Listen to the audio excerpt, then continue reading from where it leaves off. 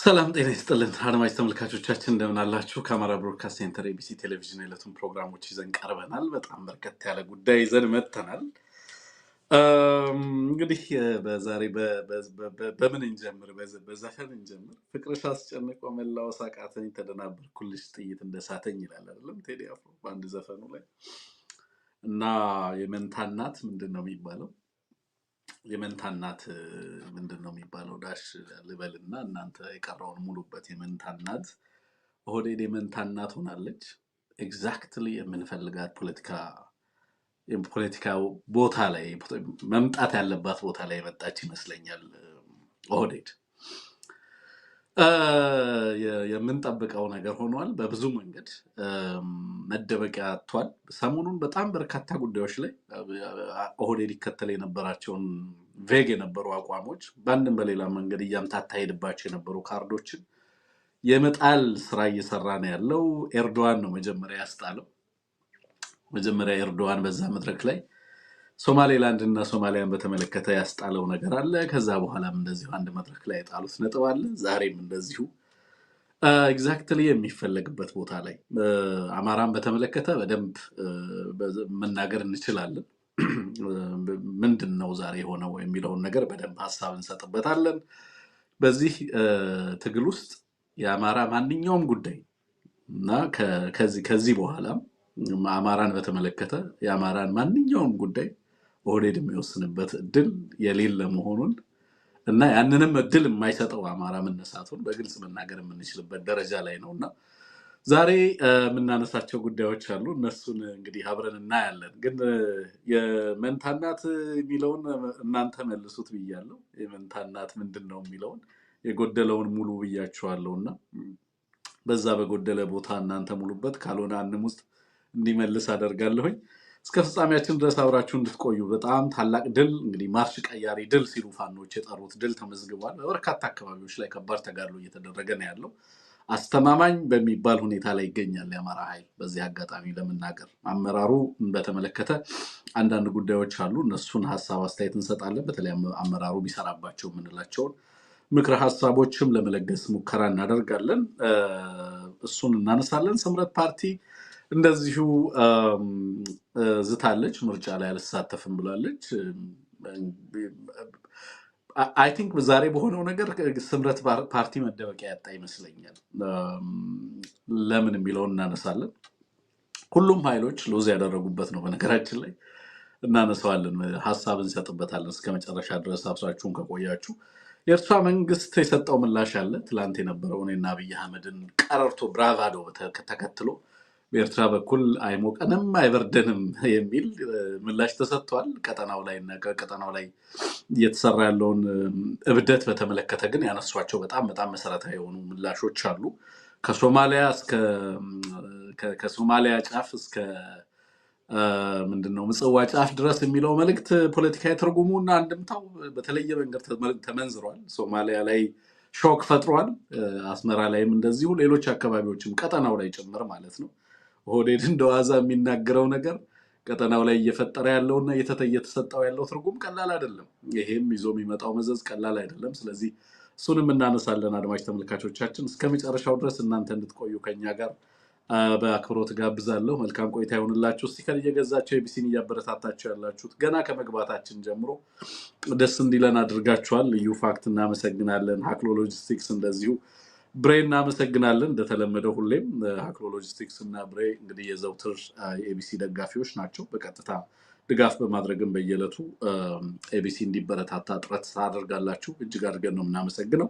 ልዩ ፋክት ሰላም ብያለው። ኬዋይ ሰላም ብያለው። ስንዱ እንዴት አላችሁ? ረጅም ጊዜ ሰላም ሳንባባል። ጋሽ አምላኩ እንዴት ነህ? ደህና ነው ወይ? ቦጋለ ሰላም ብለናል። ከተለያየ ቦታ ላይ መልእክቱ፣ አስተያየት፣ ሀሳብ የምጽፉልን ደርሶናል። ትላንትና መልእክት የላካችሁልን ከስዊድን መልእክት ተልኮልናል፣ ደርሶናል። ከሌሎችም አካባቢዎች ላይ የምትልኩልን ሱዳንን ጨምሮ ዘላለም እናመሰግናለን። ሁላችሁንም ከልብ ነው እናመሰግነው። እስከ ፍጻሜያችን ድረስ አብራችሁ ሀሳብ አስተያየት እየሰጣችሁ ቆዩ። ተደበላልቋል፣ ለይቶለታል። በጣም በርካታ ነገር እየጠራ ነው ያለው። ኦህዴድ ከዚህ በኋላ የምትጫወተው ካርድ ከእጇ ላይ እየወጣ የመጣበት ሁኔታ ነው ያለው እና በተለይ በአማራው ትግል ላይ ከዚህ በኋላ ስትራቴጂክ ውሳኔዎች የሚወሰኑበት ነው የሚሆነው ብዬ ነው በግል ማምነው። ስለዚህ በንቃት እንግዲህ መታገል ያስፈልጋል፣ በንቃት መንቀሳቀስ ያስፈልጋል። ኦህዴድ ግን በጣም ከባድ አጣብቂኝ ውስጥ እንደገባ እናነሳለን ዛሬ ያለውን ነገር። እስከ ፍጻሜያችን ድረስ አብራችሁን ቆዩ። አንሙትን እጋብዛለሁ።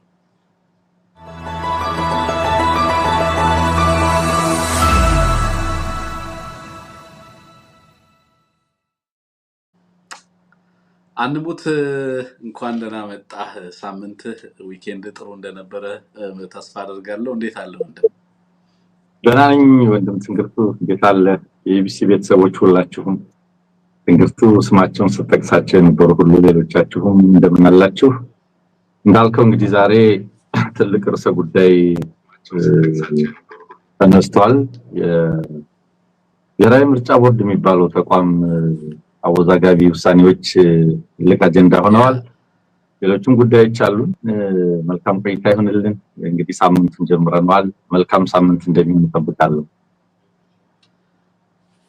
ኦኬ አንሙት እንግዲህ እንኳን ደህና መጣ በድጋሚ ማለት ፈልጋለሁ። አድማጭ ተመልካቾቻችንንም ሰላም እንድትልልን ፈልጋለሁ እና ኤቢሲንም እንዲያበረታቱ እንዲደግፉ እንድታሳስብልን በምን መንገድ ኤቢሲን መደገፍ እንደሚቻልም በዚህ አጋጣሚ ብታነሳልን ደስ ይለኛል።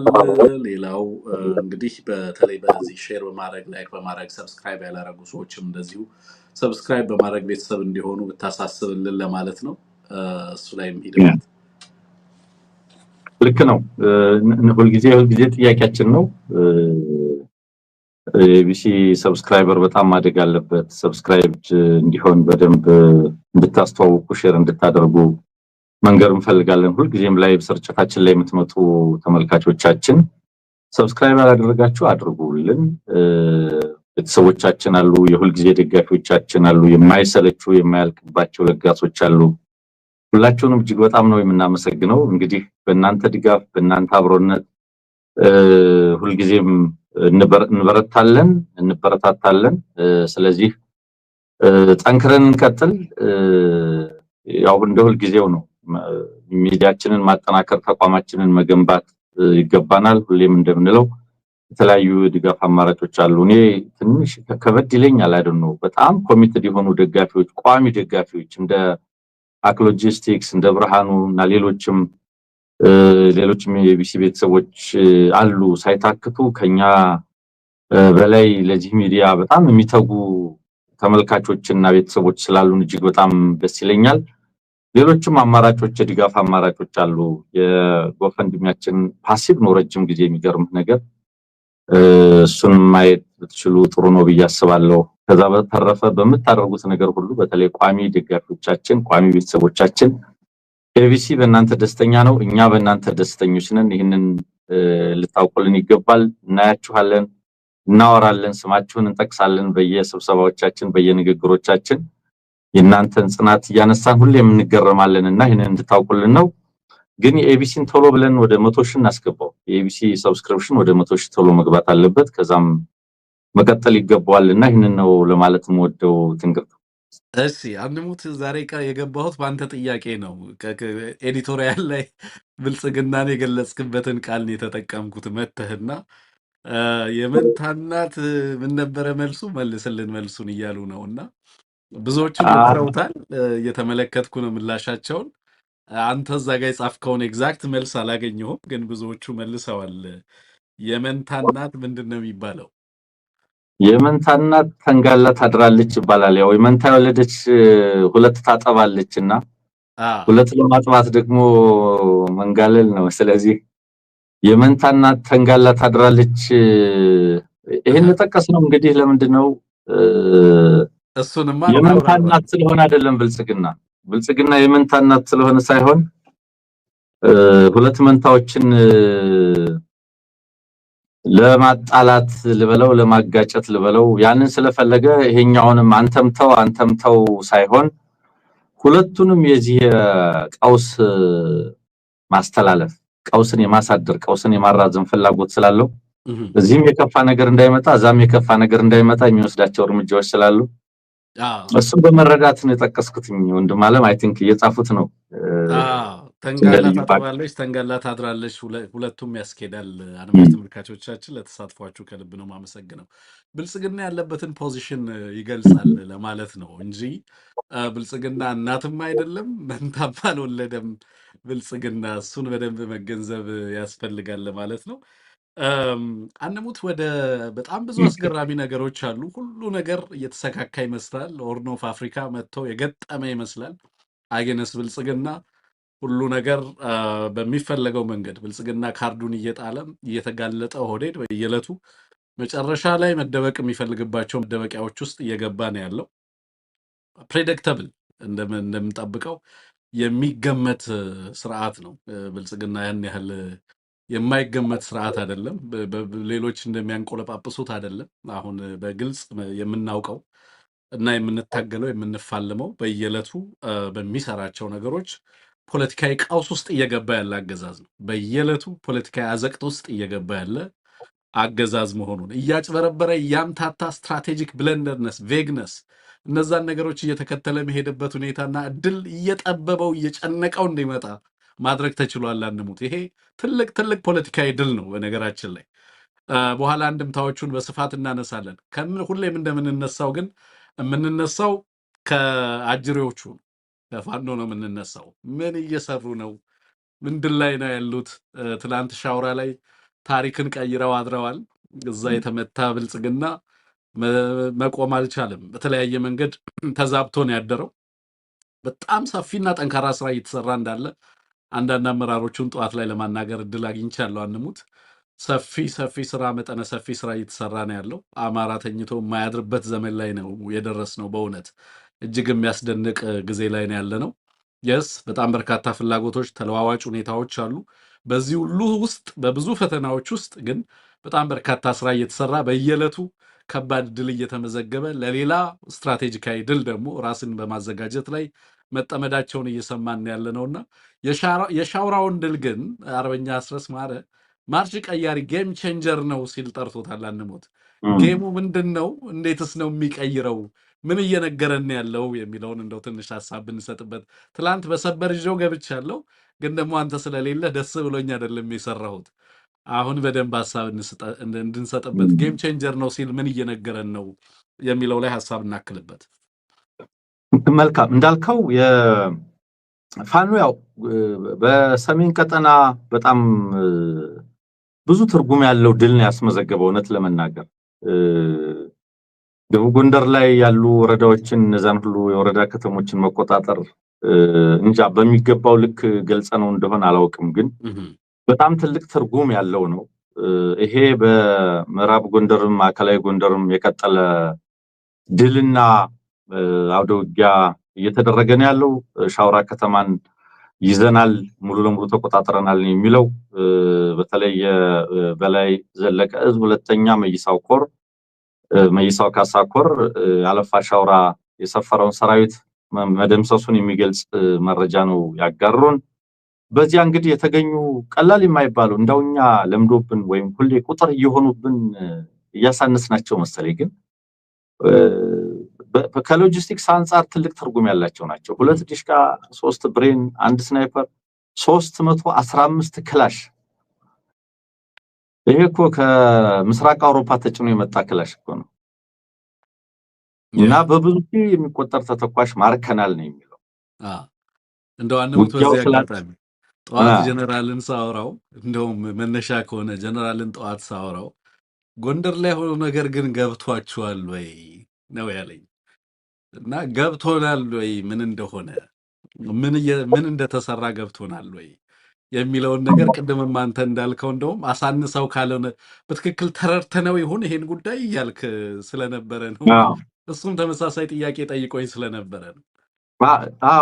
ለምንድን ነው 14 ወረዳ መያዝ፣ መዋቅር ማፍረስ፣ ያገዛዙን ታጣቂ ሚሊሻ አድማ ብተና ዲስማንትል ማድረግ፣ መበተን፣ መዋቅር መንግስታዊ መዋቅር መበተን እና በዚህ ደረጃ ይህን ያክል ቀጠና መያዝ ፖለቲካዊ ትርጉሙ፣ አስተዳደራዊ ትርጉሙ፣ ከትግል አኳያ ያለው ትርጉም ይሄ ብቻ ሳይሆን አገዛዙ የነበረውን የሰራዊት ስምሪት ማዛባቱን ያን ጊዜ ስናወራ ነበር።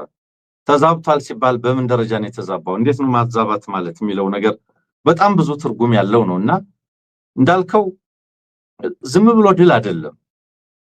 ኢትዮጵያ ውስጥ እኮ ልንገርህ ለረጅም ዘመን ወታደራዊ ትጥቅ ትግል አይቻልም፣ አይታሰብም። የትጥቅ ትግል አማራጭን የመረጡ ድርጅቶች አካላት በ20 ዓመት በ30 ዓመት አንድ ቀበሌ ተቆጣጥራ ያቆም ይባል የነበረበት ዘመን እኮ አለ። የምርጫ ፖለቲካ ነው የፓርቲ ፖለቲካ ነው የሚያስፈልገው እየተባለ ሲሰበክ አንደኛው የትጥቅ ትግል አንደኛ ኢህአዴግ የሚያውቀው ነው፣ ሁለተኛ ይሄንን ለማድረግ የሞከሩት ሁሉ አንድ ቀበሌ እንኳን መቆጣጠር አልቻሉም እየተባለ ትርጉም ያጣ የነበረበት ዘመን እኮ ነበር። ነገር ግን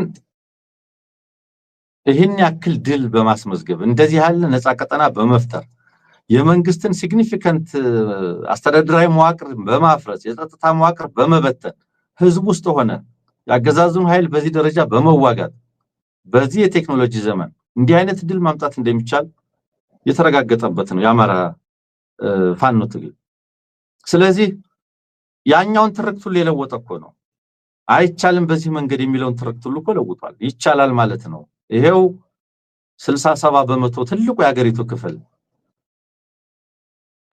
በህዝብ እጅ ሆነ። ነፃ ቀጠናዎች ተፈጥረው ህዝብ ውይይት ያደርጋል። አመራሮች እንደፈለጉ ከምስራቅ እስከ ምዕራብ ከሰሜን እስከ ደቡብ የሚንቀሳቀሱበት ሁኔታ ተፈጥሯል። የኃይል ሚዛኑ ምን ላይ እንደሆነ እኮ የሚናገረው ነገር አለ እና ከዚህ አኳያ ትልቅ ትርጉም ያለው ነው። ሻውራ ላይ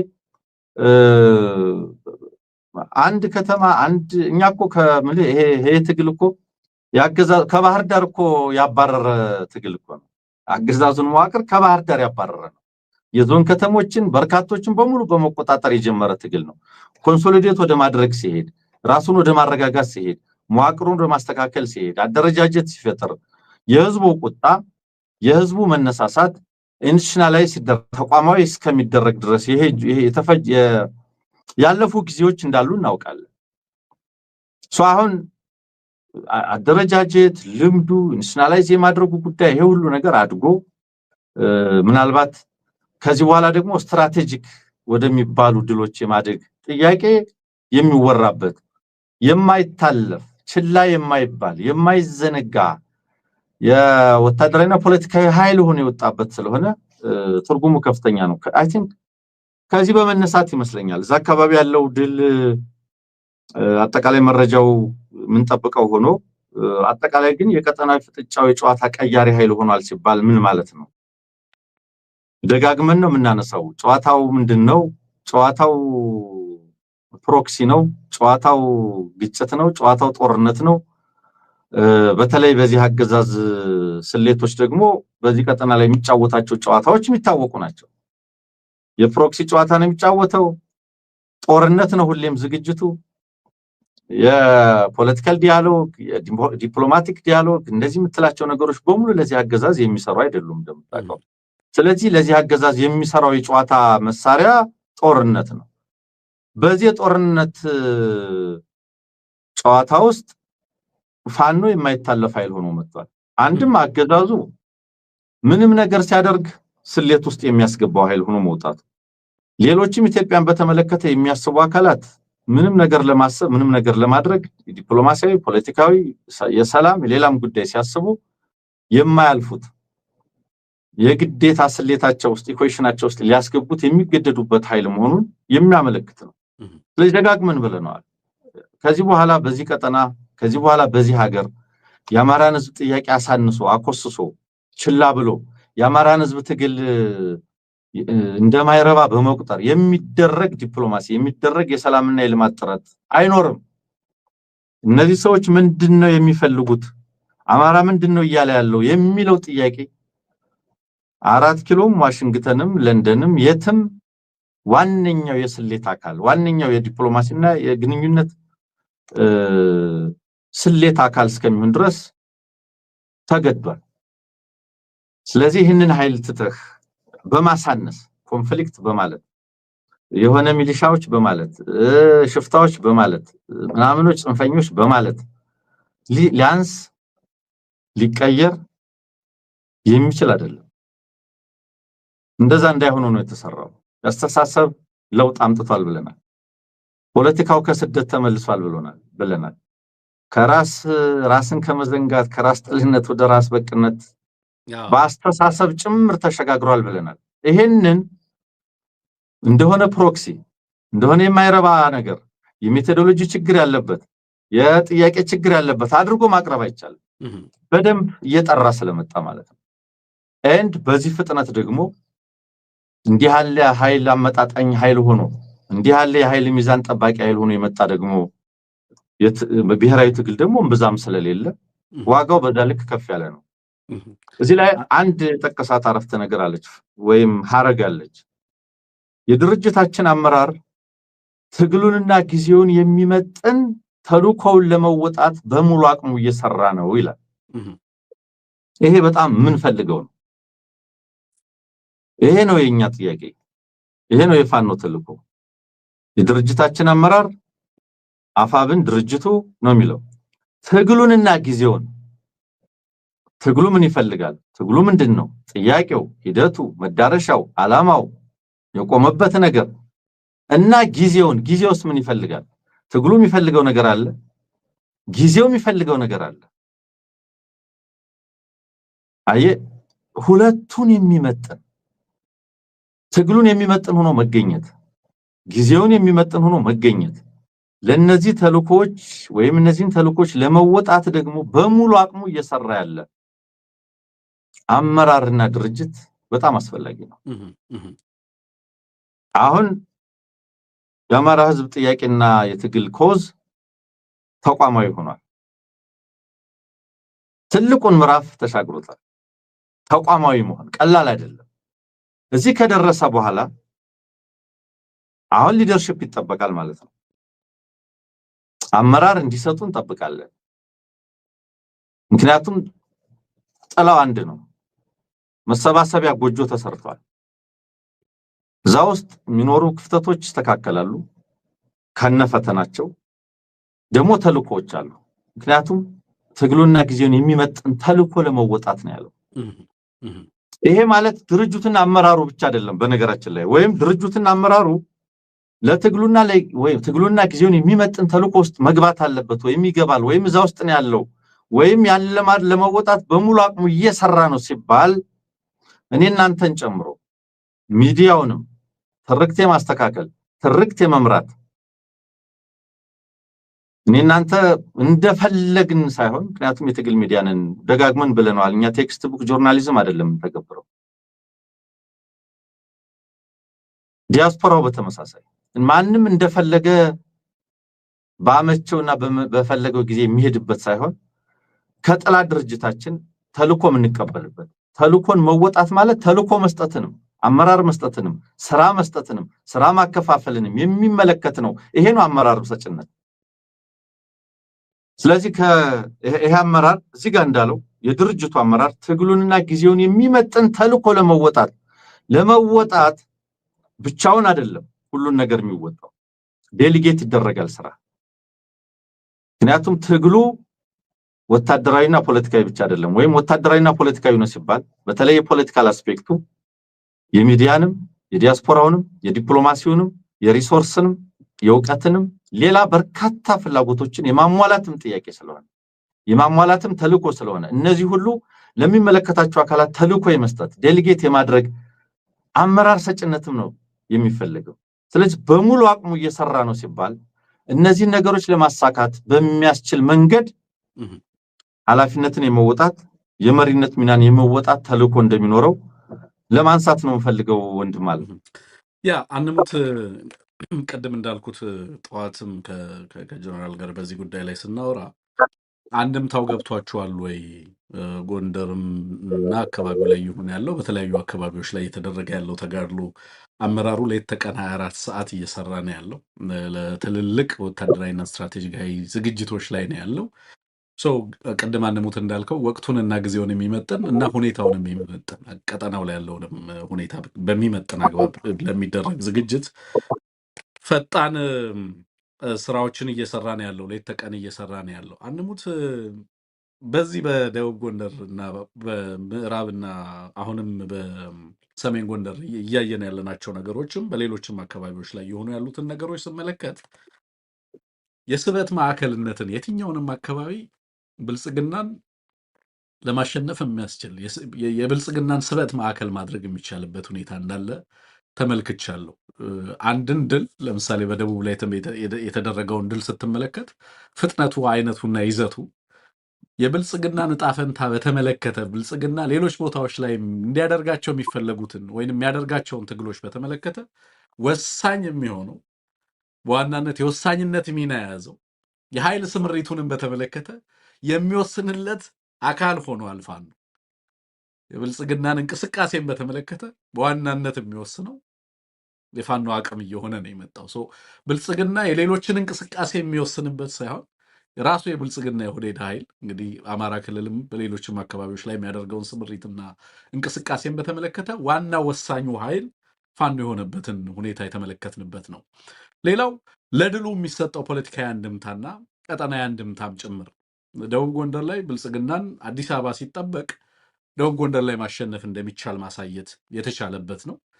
አደሴም ታይም ሌሎች ቦታዎች ላይም በተመሳሳይ ምን ማድረግ ከተፈለገ በምን ፍጥነት መቼ እንዴት ማድረግ እንደሚቻል በደንብ በስፋት ያሳየ በጣም ትልቅ ወታደራዊ አቅም በነገራችን ላይ የማድረግ አቅም ኬፓቢሊቲ የታየበት ነው። ብልጽግና ማንንም ሊያድን አይችልም። ፋኖ የሚፈልገውን ማድረግ የሚችልበት አቅም ላይ ደርሷል። እንደውም ከዛ በላይ ፕሬስ ማድረግ ስትራቴጂክ ፋይዳ ቢኖረው ማድረግ ይችል ነበር። ስትራቴጂክ ፋይዳውን ነው የሚያሰላው እና ስትራቴጂክ ፋይዳዎችን እያሰላ ነው ፕሬስ የሚያደርገው የሚለው ነገር በጣም ጠቃሚ ነው። ሌላው በዚህ እንቅስቃሴ በጣም በርካታ ኃይሎችም ኢምቦልድን ሆነዋል።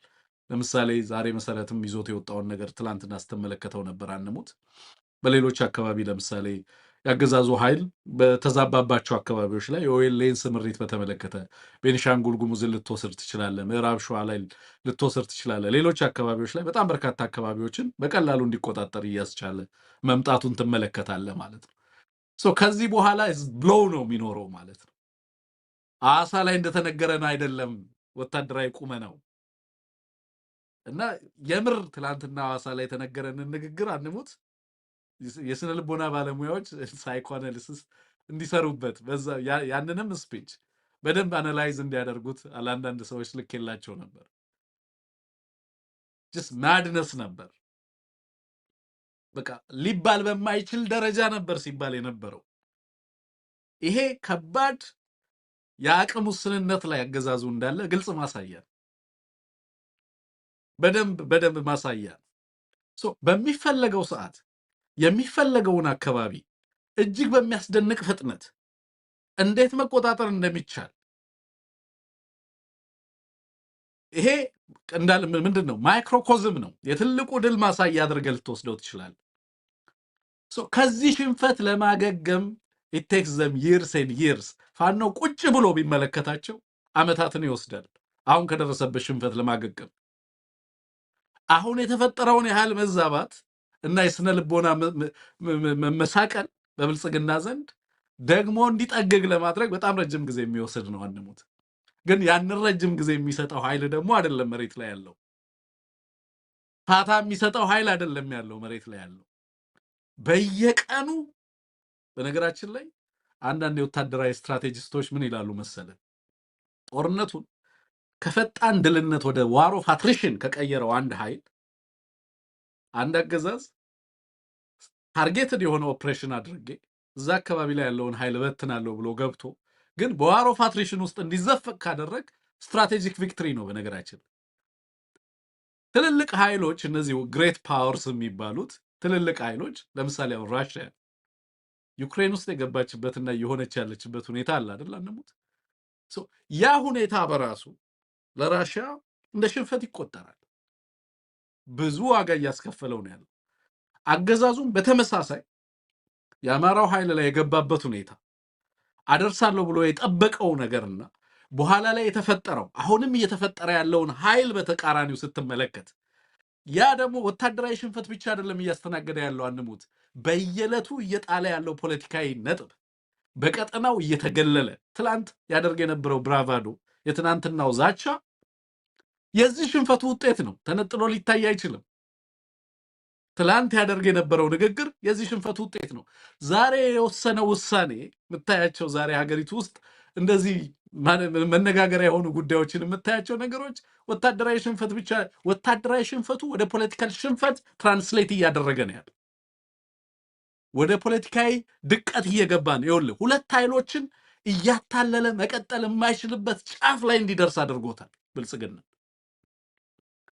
የእያንዳንዱ ምት ፖለቲካዊ አንድምታ አለው ማለት ነው። አየህ በእያንዳንዱ ቦታ ላይ የሚደርስበትን ሽንፈት ከዚህ አንጻር ልትመለከተው የምትችለው ነው እና በቀጣይ ቀደም እንዳልከው አመራሩ ሌት ተቀን እየሰራ ያለው ወታደራዊም ፖለቲካዊ ዘርፉም እየሰራ ያለው ስራ ቀላል የሚባል አይደለም። በቀጣይ ቢሰሩባቸው የምትላቸው የምታነሳቸው ነገሮች ካሉ እነሱም ብትጠቁመን ጥሩ ነው። ሌላው መሰረት ያወጣው መሰረት ሚዲያ ላይ የተመለከትነው ነገር ነበር። አንሙት በተለይ ይሄ ቡለን አካባቢ ቤንሻንጉል ጉሙዝ አገዛዙና ያገዛዙ ኃይል ዊዝድሮ ሲያደርግ የኦኤልኤ ኃይሎች በተለያየ አካባቢ ላይ እየተቆጣጠሩ እንደመጡ በዚህ በሸዋም በሌሎችም አካባቢዎች እንደዛ አይነት ማሳያዎች አሉና የነሱስ አንድምታ ምንድነው የሚለውን በተለይ ደግሞ ግን በአማራ ፋኖ በኩል እንዲሰጡ ምንፈልጋቸው ስትራቴጂክ ሊደርሺፖች አሉ። በቅርብ ጊዜ ቀደም አንተ እንዳልከው በተለይ አመራሩ ቢሰራቸው ብለን ለማሳሰብ የምንፈልጋቸው ነገሮች ካሉ በአጭር ጊዜ ውስጥ እንድትጠቅስልንና እንድታሳስብልን እንፈልጋለሁ።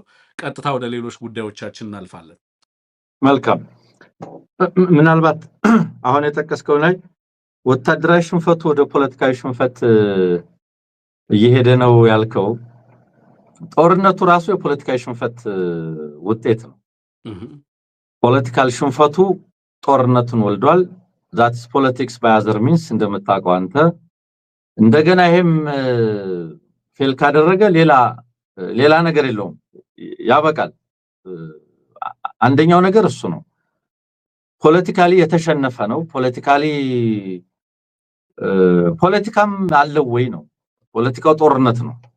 የጦርነት ፖለቲካል ኢኮኖሚ ነው የምንለው ያ ስለሆነ ማለት ነው። በሌላ መንገድ ቅድም የጠቀስከው የፉከራው ብራቫዶ አዋሳ ላይ ስንሰማ የነበረው ያው ይሉንታ የላቸውም እነዚህ ሰዎች እንደምታውቀው ምልህ በአገሩ ሰላም ማስከበር ተስኖት 7-8 ዓመት ሙሉ አንድም ጦርነት ማሸነፍ ተቸግሮ አንድንም ወታደራዊ የሆነን ችግር በድርድርም በለው በሰላም በምንም መንገድ መፍታት አቅቶት አገሩ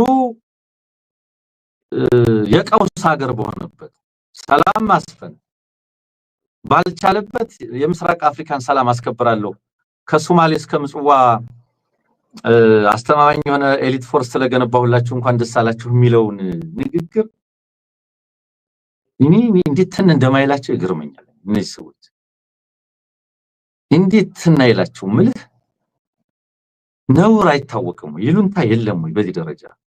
እስኪ መጀመሪያ ሰው ከአዲስ አበባ ደጀን በሰላም ገብቶ ይወጣል። ከአዲስ አበባ ዝዋይ መጀመሪያ በሰላም ሰው ገብቶ ይወጣል እንዴ? አሊ ዶሮን መቆጣጠር ይችላል እንዴ? ያገዛዝ ኦፍ ኮርስ የራሱ ፕሮጀክት እንደሆነ እናውቃለን። ከአዲስ አበባ ውጪ የትኛውንም አካባቢ ሰላም ማድረግ የማይችል አገዛዝ እያንዳንዱ ክልል ላይ ምንም አይነት ሰላም መፍጠር የማይችል አገዛዝ ኢንፋክት በእያንዳንዱ ክልል ታጥቀው የሚዋጉ አካላትን በየጊዜው እየተገነቡ ያደጉ ያሉበት ሀገር ላይ ከሶማሌ እስከ ምጽዋ የዓለምን የባህር ዳርቻ የሚጠብቅ ኤሊት ፎርስ አዘጋጀውላችሁ የቀጠናው ህዝቦችና የአፍሪካ ህዝብ እንኳን ደስ አላችሁ ማለት አሁን የፕሮፓጋንዳ ነው? ፖለቲካ ነው? ሚሊታሪ ነው? ምንድነው የምትለው አሁን ይሄንን? በፍጹም በነገራችን ላይ መጀመሪያ ሳቄ ነው የመጣው። ከዛ በኋላ የምር ለሳይኮአናሊስቶች ነው የላኩት። ምክንያቱም ምንም ሊገባኝ አልቻለም። ለምሳሌ ለዲተረንስ የተነገረ ነው።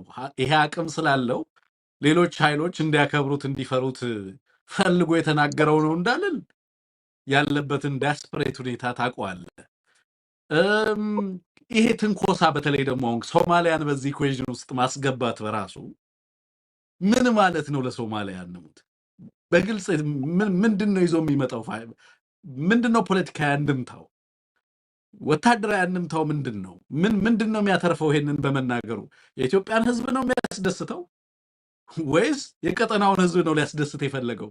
ምንም ትርጉም የሌለው ጀስት ምንም አይነት ፖለቲካዊ ጥቅም የማይሰጥ ጉዳይ፣ ወታደራዊ አንድምታ የሌለው ጉዳይ፣ በአንጻሩ ኪሳራን የሚያመጣ ብዙ ዋጋ የሚያስከፍል ንግግር እንዴት ትናገራለህ? እያንዳንዷ ንግግር በዓለም አቀፉ ማህበረሰብ ዘንድ እንዴት ተደርጋ እንደምትወሰድ ታውቀዋለህ። አንሙት እነዚህ ሰዎች የሚናገሯቸው ንግግሮች እንዴት እንደሚወሰዱ በሌሎች አካላት ዘንድ እና ኤኒዌይ የተለመደ ነው። ነገር ግን ሁልጊዜም ትኩረት እንዲሰጠው ስንል እናነሳዋለን። ማንኛውም እንዲህ ያለውን ያገዛዙን ንግግር የሚሰማ ሰው ማሰብ ያለበት መጀመሪያ አዲስ አበባ በሰላም ገብተን እንወጣለን ወይ? መጀመሪያ ከአዲስ አበባ ወደ ፈለግነው የሀገሪቱ ክፍል በሰላም እንንቀሳቀሳለን ወይ? ይህን ማድረግ ባልቻልንበት የአንተ ኤሊት ፎርስ ቀይ ባህር፣ ምጽዋ፣ ሶማሊያ ቢሄድ ምን ይሰራልናል? ገልፍ ኦፍ ኤደን፣ ሬድሲ ቢሄድ ምን ይሰራልናል? መጀመሪያ በሀገራችን በሰላም ወጥተን እንገባለን ወይ የሚል ጥያቄ ነው መጠየቅ ያለበት ማንኛውም ሰው። እንዲህ አይነት ቀደዳ እንዲህ አይነት ሽርክት ወሬ ሲሰማ በአግባቡ ሁሌም እንዲጠይቁ እናስታውሳለን ለማለት ነው። ፎርዛት ማተር በሀገሪቱ ወደር የሌለውን ኤሊት ፎርስ አስመረቅን ብለው እኮ የተናገሩት የዛሬ 2 ዓመት ነው በላቴ ማሰልጠኛ ላይ። የተደረሰ ያ ኤሊት ፎርስ እነ ዳንኤል ክብረት አሟሙለት ኤሊት ፎርስ የተደረሰ ቀይ ቦኔትህን አስተካክል የተበት ውርደት ደርሶ ነው። የባህር ኃይሉ አልቆ እንደገና እስከማዋቀር የተከደው ለነበረ የዚህ አገዛዝ ነገር ሁሉም እንትን ነው። የመሰረት ሚዲያን ዘገባ በተመለከተ ኦኤልኤ አይደለም። በነገራችን ላይ ደጋግመን ብለናል። ኦኤልኤ የሚባለው ኦሮሞ ሊበሬሽን አርሚ የኦሮሞ ነጻነት ሰራዊትና ኦነግ ሸኔ የሚባለው ይለያያል። ኦነግ ሸኔ አገዛዙ የመደበኛ ታጣቂ ኃይል ነው። መተከል የገባውን በነጃል ፈቃዱ ጃልማን ነው የሚባል የሚመራ ጃል ቃንቄ የሚባል አለ። አንድ ጃል ቃንቄ መሰለኛ ይሄ የኦነግ ሸኔ ነው፣ ኦኤልኤ አይደለም። ስለዚህ ያገዛዙ ታጣቂ ኃይል ተልኳለው ሁልጊዜም መተከል ላይም ካማሺ ላይም ሲዳሞ ላይም በአፋርም በሶማሌም በየአካባቢው ተልኳለው። ኦሞ ላይም ጋምቤላ ላይም ተልኮ ተሰጥቶት ነው የሚንቀሳቀሰው። ለዛ ነው ደብዳቤ የሚጻፍለት አግቶ እንዲታጠቅ አግቶ እንዲበላ ትጥቅ እንኳን ያቀርቡለታል። ግን የገንዘብ ችግሩን ከባንኮችም ከነዋሪም እየወሰደ እንዲታጠቅ የሚያደርጉት ይሄንን የነሱን ከአገዛዙ ጋር አፊሊየትድ የሆነውን የነሱን የካውንተር ኢንሰርጀንሲ ታጣቂ ቡድን ነው። ስለዚህ ይሄንን እያደረገ ነው ያለው። ብዙም ይዘልቅ አይደለም፣ ብዙም ይቀጥል አይደለም። መተከል ላይ አሁን ነገሮች እየተቀየሩ ነው ያለው። አንድ ወረዳ ላይ እንደዚህ በስፋት ተንቀሳቅሶ ሊሆን ይችላል። ብዙም ይዘልቅ አይደለም።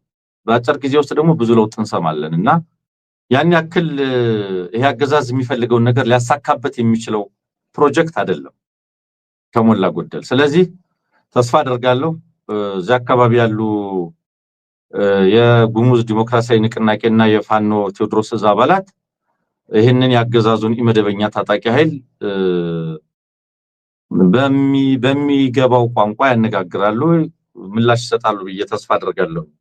እነሱ እዛ ቁጭ ብለው አሁንም የንጹሃንን እርድ እንሰማለን ብዬ ተስፋ አላደርግም፣ ወይም ያይደረጋል የሚል ስጋት የለኝም፣ መደረግም የለበትም። ተስፋዬ እነሱ ያ እንዳይሆን ያደርጋሉ የሚል ነው። በአጠቃላይ ያገዛዙ ፕሮፓጋንዳ የሰራዊቱን በዚህ ልክ ማውጣቱ በየክልሉ ላሉ ታጣቂዎች ትልቅ እድል አለው። በየክልሉ ያሉ ታጣቂዎች ራሳቸውን ለማደራጀት፣ ለመሰልጠን፣ ሎጂስቲክስ ለማግኘት፣ ብዙ ነገር ለማድረግ፣ ቀጠናዎችን ለመፍጠር ይሄ ጥሩ አጋጣሚ ስለሆነ በዚያ ልክ ሊንቀሳቀሱና ሊጠቀሙበት ይገባል ብዬ አስባለሁ።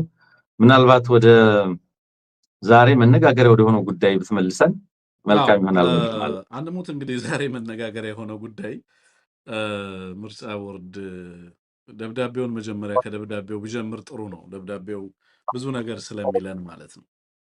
ደብዳቤውን አነበውና ለአድማጭ ተመልካቾቻችን ከዛ የኛን ምልከታ እናቀርባለን። እሺ እዚህ ኦኬ መልካም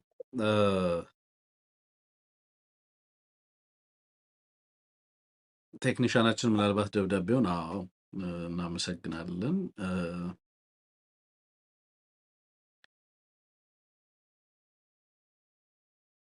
ኦኬ እሺ የኢትዮጵያ ምርጫ ቦርድ ነው የሚለው። ያው የኢትዮጵያ ብሔራዊ ምርጫ ቦርድ በጠቅላላ ምርጫ ጊዜ ሰሌዳን በተመለከተ መሰረት በጥር 22 2018 ዓ.ም የመራጮች ምዝገባ ለማካሄድ እየተዘጋጀባቸው ያሉትን የምርጫ ክልሎችና ምርጫ ጣቢያዎችን ዝርዝር ለሕዝብ ይፋ ማድረጉ ይታወቃል ይላል። ይህንን የቦርዱ ያወጣውን የምርጫ ክልሎችና ጣቢያዎችን ዝርዝር ተከትሎ ጥር 25 ቀን 2018 ዓ.ም የፌዴሬሽን ምክር ቤት በቁጥር ፌዴሬሽን ምክር ቤት ደብዳቤውን ያነሳል። በዚህ ለቦርዱ በጻፈው ደብዳቤ በትግራይና በአማራ ክልላዊ መንግስት መካከል የቆዩት 5 የምርጫ ክልሎች መካከል አከራካሪ ሆነው የቆዩት 5 የምርጫ ክልሎች የይገባኛል ጥያቄ ይቅርታ ጠይቃለሁ፣ አልነበብ ስለሚል ነው ደብዳቤው፣ በጣም የደበዘዘ ነው። ጥያቄው እስከሚፈታ የሁመራ፣ የኮረም፣ አፍላ፣ የጠለምትና የራያ አላማጣ ምርጫ ክልሎች በትግራይ ክልላዊ መንግስት ውጭ ሆነው ለብቻቸው በቀጥታ በህዝብ ተወካዮች ምክር ቤት ምርጫ እንዲደረግ ለህዝብ ተወካዮች ምርጫ እንዲደረግ ምክር ቤቱ መወሰኑን ለቦርዱ አሳውቋል ይላል። የክልል ምክር ቤት ምርጫን ለአካባቢው ላይ ለተነሳው የይገባኛል ውዝግብ በህገ መንግስት ውሳኔ እስኪያገኝ ድረስ ወደፊት እንዲሄድ አይነበብም። አይዶን ነው ላይክ በጣም ደብዳቤው ደብዝዞ ነው እኔ ጋር የደረሰው። ሙሉ የሚነበበውን ደብዳቤ እስካገኝ ድረስ እንግዲህ በአጠቃላይ አይዲያውን ማንሳት እችላለሁ። አንሙት ምናልባት አንተ ጋር ካለ የመጨረሻውን ስቴትመንት ልታነበው ትችላለህ። እኔ ጋር አይነበብም፣ ደብዳቤው በጣም ድብዝዝ ያለ ነው እና መጨረሻ ላይ የሚለው ነገር ምንድን ነው? የክልል ምክር ቤት ምርጫ የሚካሄደው ሲወሰን ነው፣ ወደፊት ህገ መንግስቱን መሰረት አድርጎ ውሳኔ ሲሰጠው ነው የሚል ነው። አሁን ላይ ግን የህዝብ ተወካዮች ምክር ቤት ምርጫ ይካሄዳል ይላል። ከዚህ በፊት በነበረው ምርጫ ቦርድ አውጥቶት የነበረውን እነዚህ 5ቱ የምርጫ ክልሎች በትግራይ ምርጫ ጣቢያ በዛ ስር ተካተው ምርጫ እንዲካሄድ ወስኖ ነበር የነበረው። አሁን ላይ ያንን ውሳኔውን በፌዴሬሽን ምክር ቤት ደብዳቤ ምክንያት መቀየሩን የሚገልጽ ጽሁፍ ወይንም ደብዳቤ አውጥቷል። ይሄ በጣም አነጋጋሪ ሆኗል፣ በብዙዎች ዘንድ አነጋጋሪ ሆኗል። አልገረመኝም። በነገራችን ላይ አንሙ ተጠብቀው የነበረ ነገር ነው። በዚህ ልክ እርግጠኛ የሆንኩበት ጉዳይ አልነበረም። እጠብቀው የነበረ ነገር ነው ይሄንን እንዲያደርግ። ለምንድን ነው ጠብቅ የነበረው ይሄንን እንደሚያደርግ? ለምንድን ነው በፌዴሬሽን ምክር ቤት በኩል እና በፌዴሬሽን ምክር ቤት ጥያቄ በኩል ፌዴሬሽን ምክር ቤትን እዚህ ጋር ማምጣት የተፈለገበት ምክንያት ምንድን ነው? ፖለቲካዊ አንድምታው ምንድን ነው? ብልጽግና ምን ያተርፋል? ሌሎች ኃይሎች በዚህ ምን ያተርፋሉ? የሚለውን ነገር በደንብ በስፋት ልንሄድበት እንችላለን። ይሄ ጉዳይ ስምረትና ስምረት ፓርቲዎችን ሌላውም የትግራይ ኢንትሪም አስተዳደር ወይንም ጊዜ አስተዳደሩንም እንደዚሁ በተለያየ መንገድ ሪያክት እንዲያደርጉ አድርጓቸዋል። አብዛኞቹ መግለጫና ደብዳቤዎችንም ማውጣታቸውን ተመልክቻለሁ። ስምረት እንደውም ምርጫም አልወዳደርም ብሎ ትሬትን አድርጓል አገዛዙን። በቀጣይ ምን አይነት ነገሮች ሊኖሩ ይችላሉ የሚለውንም መልካም ልናስቀምጥለት እንችላለን ብዬ አስባለሁ። እኔ ምርጫ ቦርድ ያንን ይፋ ያደረገለት አንሙት በግልጽ መጥቼ ለምን ምርጫ ቦርድ ያንን እንዳደረገ በትክክል አስቀምጠነዋል። አሁንም ለምን ይሄ እንደተደረገ በሚገባ እንረዳለን ብዬ አስባለሁ። የፖለቲካ ቼዙን በደንብ የሚረዳ ሰው ይሄ ለምን እንደተወሰነ በግልጽ ይገነዘባል ብዬ አስባለሁ። ምን ተሰማህ ወንድም አንሙት? ምን ትረዳለህ? ብልጽግና ምን አይነት ሁኔታ ውስጥ ነው ያለው? ከዚህ በመነሳት መልካም እንግዲህ ይህን ጉዳይ በተመለከተ እኔ መጀመሪያ ማንሳት የምፈልገው በዚህ ፕሮግራም በዚህ ጉዳይ ላይ መጀመሪያ ማንሳት የምፈልገው ምርጫ ለአማራ ምኑ ነው? ምርጫ ምናችን ነው? መነሻችንን እናውቀዋለን። የህልውና አደጋ አለብን ብለናል። አገር አልባ ሆነናል ብለናል። የኛ የሆነ መንግስት የለም፣ ኢንፋክት እኛን እያጠፋ ያለ መንግስት ነው ያለው ብለናል። ህጋዊና ህገ መንግስታዊ ስርዓት የለም ብለናል። ከዚህ አገዛዝ ጋር ወይም ከኢትዮጵያ ስቴት ጋር ያለን ሪሌሽን ወይም ሩልስ ኦፍ ኢንጌጅመንት ህጋዊ ስርዓት ወይ ኮንስቲቱሽናል ኦርደር ሳይሆን የጦርነት ኦርደር ነው ብለናል። በአጠቃላይ የህልውና አደጋ ተጋርጦብናል። እየተጨፈጨፍን ነው፣ እየጠፋ ነው አማራ። ስርዓታዊ የሆነ ህጋዊ የሆነ አገዛዛዊ የሆነ መልከ ብዙ የሆነ ጥፋት ታውጆብናል የሚል የህልውና ትግል ላይ ያለን ህዝቦች ነው ያለ ህዝብ ነው አማራ። በዚህ ውስጥ ምርጫ ምናችን ነው?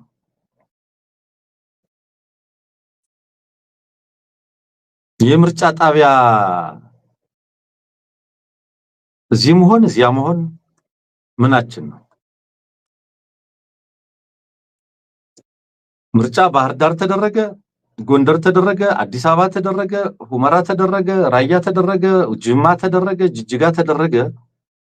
የህልውና አደጋ ላለበት ህዝብ፣ ለመዳን ለሚታገል ህዝብ፣ አገር አልባ ሆኛለሁ ለሚል ህዝብ የምርጫ ጣቢያ የምርጫ ቀጠና ምኑ ነው? መጀመሪያ ይህ አገዛዝ በሚሰጠን አጀንዳዎች ውስጥ ምንም ነገር ከማለታችን በፊት መስመራችን ላይ ነን ወይ፣ ጉዳያችን ላይ ነን ወይ ያለ ነው። ይሄ በጣም አስፈላጊ ነው። ህልውና ለሌለው ህዝብ፣ መንግስት ለሌለው ህዝብ፣ ወኪል ለሌለው ህዝብ፣ አገር አልባ ሆኛለሁ ላለ ህዝብ፣ በአገሪቱ ውስጥ የመንቀሳቀስ ሰርቶ የመኖር ሌሎችም መብቶችን ለተነጠቀ ህዝብ ምርጫ ምኑ ነው? ይህ አገዛዝና መሰል ተቋሞቹ ለሚያወጧቸው አጀንዳዎች፣ ለሚፈጥሯቸው አጀንዳዎች የሚኖረን ምላሽ አታይ መጀመሪያ ይሄንን ትልቁን ስዕል ከመገንዘብ የሚመነጭ መሆን አለበት። ይሄንን ካላወቅ ነው፣ ይሄንን ከሳት ነው ያገዛዝ ወጥመድ ውስጥ እንወድቃለን። አገር ለሌለው አማራ ምኑ ነው ምርጫ? በትግላችን ነቅለን እንጥለዋለን ብለን ለተነሳንበት ከምንታገለው አገዛዝ ጋር ህግ አከበረ አላከበረ፣ የምርጫ ፕሮቶኮል ጠበቀ አልጠበቀ፣ የምርጫ ጣቢያ እዚያ ያደረገ ምናችን ነው? ጥያቄያችን የአማራን ምሉዕነት ሙሉ ጥያቄዎች የማረጋገጥ ሆኖ ይያለ ሽርፍራፊ ጥያቄዎችን በማረጋገጥ ጥያቄና ሰጣ ገባ ውስጥ ምንገኘው ወይም እንድንገኝ የሚፈልግበትን መንገድ መረዳት ይገባናል። ስለዚህ ምርጫ በተለይ እንደ አማራ ላለ ህዝብ ፎርዛት ማተር ለትግራይ ልሂቅና ለትግራይ ህዝብ ፎርዛት ማተር ለወያኔና አዛ ዙሪያ ላሉትም ዘር ማጥፋት እየተፈጸመብኝ ነው እያሉ ነው አይደለም? ህገ መንግስቱ የለም፣ ተጥሷል፣ በስፍራው የለም፣ ህገ መንግስታዊ ስርዓት የለም፣ በህግና በስርዓት ሳይሆን በገዢ ቡድኑ ዕለታዊ ፍላጎቶችና የዕለት አድርስ አጀንዳዎች የሚመራ አገር ሆኗል፣ መፍትሄውም ይህንን አገዛዝ መለወጥ ነው የሚል ግንዛቤ ባለበት የህግ ግንኙነት፣ ህጋዊነት፣ ህገ መንግስታዊነት የምናምንነት ምናችን ነው? ዛሬ በዚህ አጀንዳ ሊዋልሉ ለሚፈልጉ መናገር መጠየቅ የምፈልገው ይሄንን ነው። አንድን ክልል 4 ክልል አላደረገም ብልጽግና።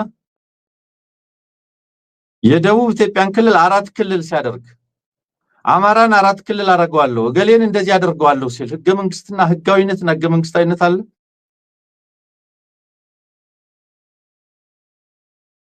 በዚህ ደረጃ በተለይ ግንኙነታችን ህጋዊ ሳይሆን የጦርነት ሩል ኦፍ ኢንጌጅመንት የህግ ሩል ኦፍ ኢንጌጅመንት ውስጥ አይደለም ያለነው። የህገ መንግስት ሩል ኦፍ ኢንጌጅመንት ውስጥ አይደለም ያለነው። የትግራይ ልሂቅና ወያኔም ወይም ሌሎችም ህገ መንግስቱ በስፍራ የለም ህገ መንግስቱ የለም ብለው ነው የሚያምኑት። አማራም ህገ መንግስቱ የለም ህገ መንግስቱም ብዙ ነገር መሆን አለበት መለወጥ አለበት ብለን ነው የምናምነው። ይሄ አገዛዝም መለወጥ አለብኝ ብሎ የዛሬ 8 ዓመት የኢትዮጵያን ህዝብ ዋሽቷል። ስለ የትኛው ሰነድ ነው የምናወራው? ይሄ አገዛዝ ህግ አክባሪና ህግ አስከባሪ ሆኖ ነው በህግ የምንሞግተው የሚወስናቸውን ውሳኔዎች። ከዛ መነሳት የለብንም። የመጀመሪያው ጉዳይ ግንኙነታችን በራሱ ስለ ህግ አይደለም ስለ ጦርነት ነው። ይሄ እንዳለ ሆኖ በተለይ መኖር አልቻልኩም የሚል በህይወት የመኖር መብት አያሌ የህልውና አደጋዎች የተደቀነበት ህዝብ ፖለቲካዊ በህይወት የመኖር ባዮሎጂካዊ ባህላዊ ኢኮኖሚያዊ ዘርፈ ብዙ ጥቃቶች የተከፈተበት ህዝብ የህልውና አደጋ ብቻ ሳይሆን ዘር ማጥፋት ነው ዘር ማጽዳት ነው እያልን ባለንበት የሆነ የዚህ አገዛዝ አንድ የሆነ ቅርንጫፍ የሆነ ቦታ ላይ የሆነ ነገር የሚያደርጋቸው ዝርዝር ነገሮች ላይ ገብተን እንድንዳክር ሲደረግ እንቢ ማለት አለብን። ትልቁን ስዕል መመልከት መጀመር አለብን። አንድ የአምባገነኖች ስልት አለ እንደምታውቁት እንግዲህ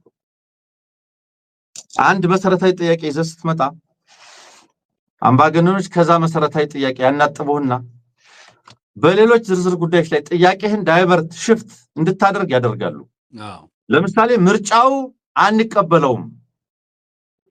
ምርጫ እኮ ፖለቲካል ፕሮሰስ ነው፣ ያውም ሰላማዊና ዲሞክራሲያዊ መሆን ያለበት። በዚህ አገዛዝ ቁመናና በዚች ሀገር ቁመና ይሄ አይቻልም። ፖለቲካል ዲያሎግ ነው ማንዳቶሪ። ከፖለቲካል ፕሮሰስ በፊት ፖለቲካል ዲያሎግ መፈጠር አለበት። ጦረኛነት መቆም አለበት። ስለሆነም የዚህ ጥያቄ መመለስ አለበት ብለህ ከቀረብክ በኋላ ሰላማዊና ዲሞክራሲያዊ ምርጫ ሊያካሄድ እንደሚችል በማሰብ በዝርዝር ጉዳዮች ላይ ትኩረታችንን ያጥቀናል። ይሄ ለምሳሌ ምን አይነት መሰለህ የሚያደርጉት አንድ ትልቅ ጥያቄ ህዝብ ይዞ ይመጣና ለምሳሌ በግልጽ ምሳሌ የኢትዮጵያ ሐኪሞች ጥያቄ ይዘው መጡ። ጥያቄያቸው ግልጽ ነው፣ የተቆጠረ ነው።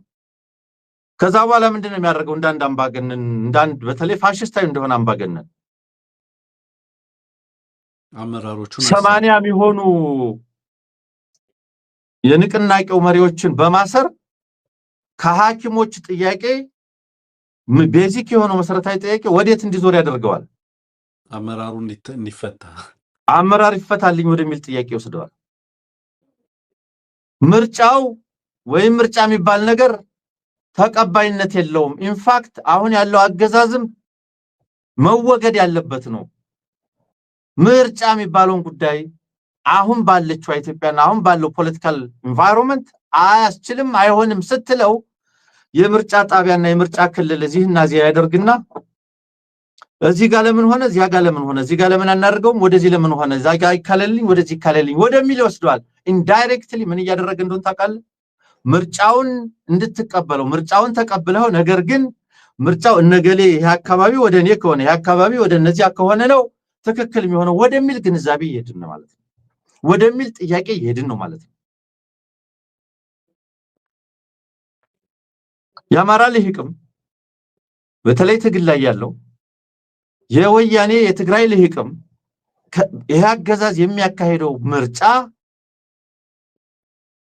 ህገወጥ መሆኑ ህገወጥ ብቻ አይደለም አስቻይ ሁኔታ እንደሌለው ትክክልም እንዳልሆነ ይሄ አገዛዝ ዘራጥፊ እንደሆነ ካመኑ በኋላ አይ እንትን አካባቢ ወደኔ ከተካሎ ነው ምርጫው መካሄድ ያለበት ይሄኛው አካባቢ በኔ ክልል ጥጣ የምርጫ ክልል ስር ይሆንልኝ አይሆንልኝ ክርክር ውስጥ ይገባሉ። ዘራጥፊ ነው ተቀባይነት ያልከውን ምርጫ ለምንድን ነው እርማት የምትሰጠው? ከታች ወርደ መቀሌ ተካሄደ፣ ሁመራ ተካሄደ፣ ራያ ተካሄደ፣ ጅማ ተካሄደ፣ ባህር ዳር ተካሄደ። ይሄ ምርጫ ኢዝ ኖት ምርጫ። መጀመሪያ ይሄንን ነው መግባባት ያለብን። መጀመሪያ እንኖር አይደል እንዴ ያልን ያለ ነው። ስለ ፖለቲካል ፕሮሰስ ስለ ምርጫ ፕሮሰስ ለምንድን ነው የምናወራው? ይሄን ምርጫ አገዛዙ ለምንድን ነው የፈለገው? ያገዛዝ ይሄን ምርጫ ለምን እንደፈለገው እያወቀን በአፈጻጸም ፕሮቶኮል ላይ ክርክር መግባት መጠለፍ ነው። ጸረ አገዛዝ ትግል እያደረክ በአገዛዙ ኦፕሬሽኖች ላይ አቃቂርና ርምት መስጠትና መሟገት መጠለፍ ነው። ጸረ አገዛዝ ትግል እያደረክ ነው ወይንስ አይደለም? እያደረክ ሆነ ለምንድን ነው እያደረክ ያለው? ጠላትነቱን በአግባቡ ዲፋይን አድርገህ በይነ ተረድተሃል ወይንስ አልተረዳህም? ከተረዳህ በኋላ ኮሬክትነስ የማስተካከያ ክርክርና ሙግት ውስጥ ለምን እንገባለን?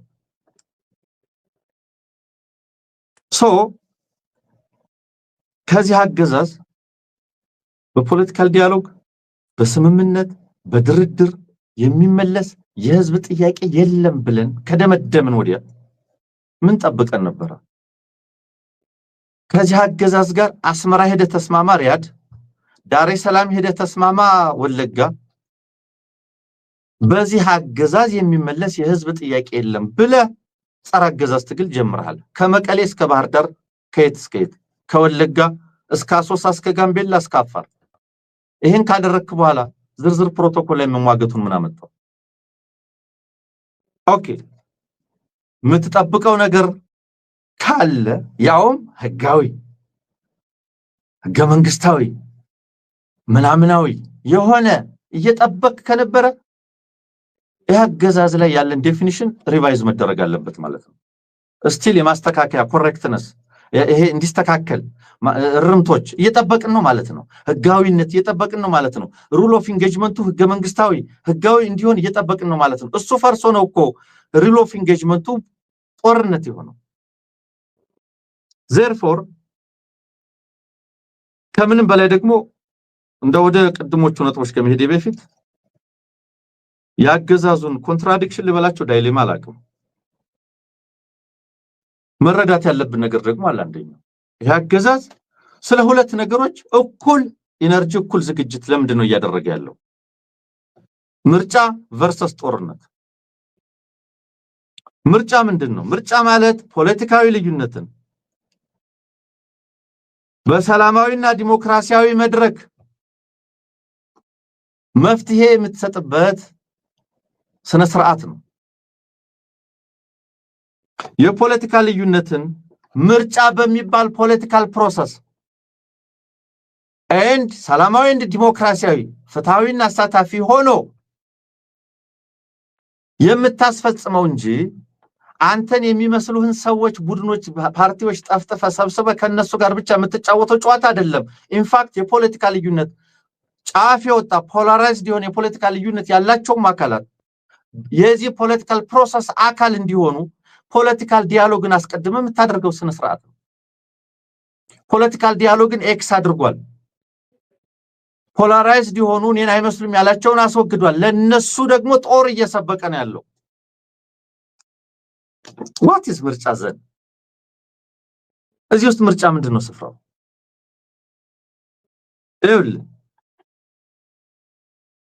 ቅድም እንዳልኩ ነው ዲሞክራሲያዊ ምርጫ ማለት ስምረትን አብንን ኢዜማ የመሰለው አንተ ለአንተ የሚስማሙህን ወይም በአምባገነኖች ቋንቋ ለዘብተኛ ተራማጅ የምትላቸውን ሰብስበ አይ እነዚህ ጽንፈኞች ምናምን የምትላቸውን አባረህ የምታካሂደው አይደለም። ምክንያቱም ምርጫ የፖለቲካ ልዩነት መፍትሄ መድረክ ስለሆነ ኤንድ በተቻለ መጠን ደግሞ ፖለቲካል ዲያሎግን ማስቀደም የሚገባ ስለሆነ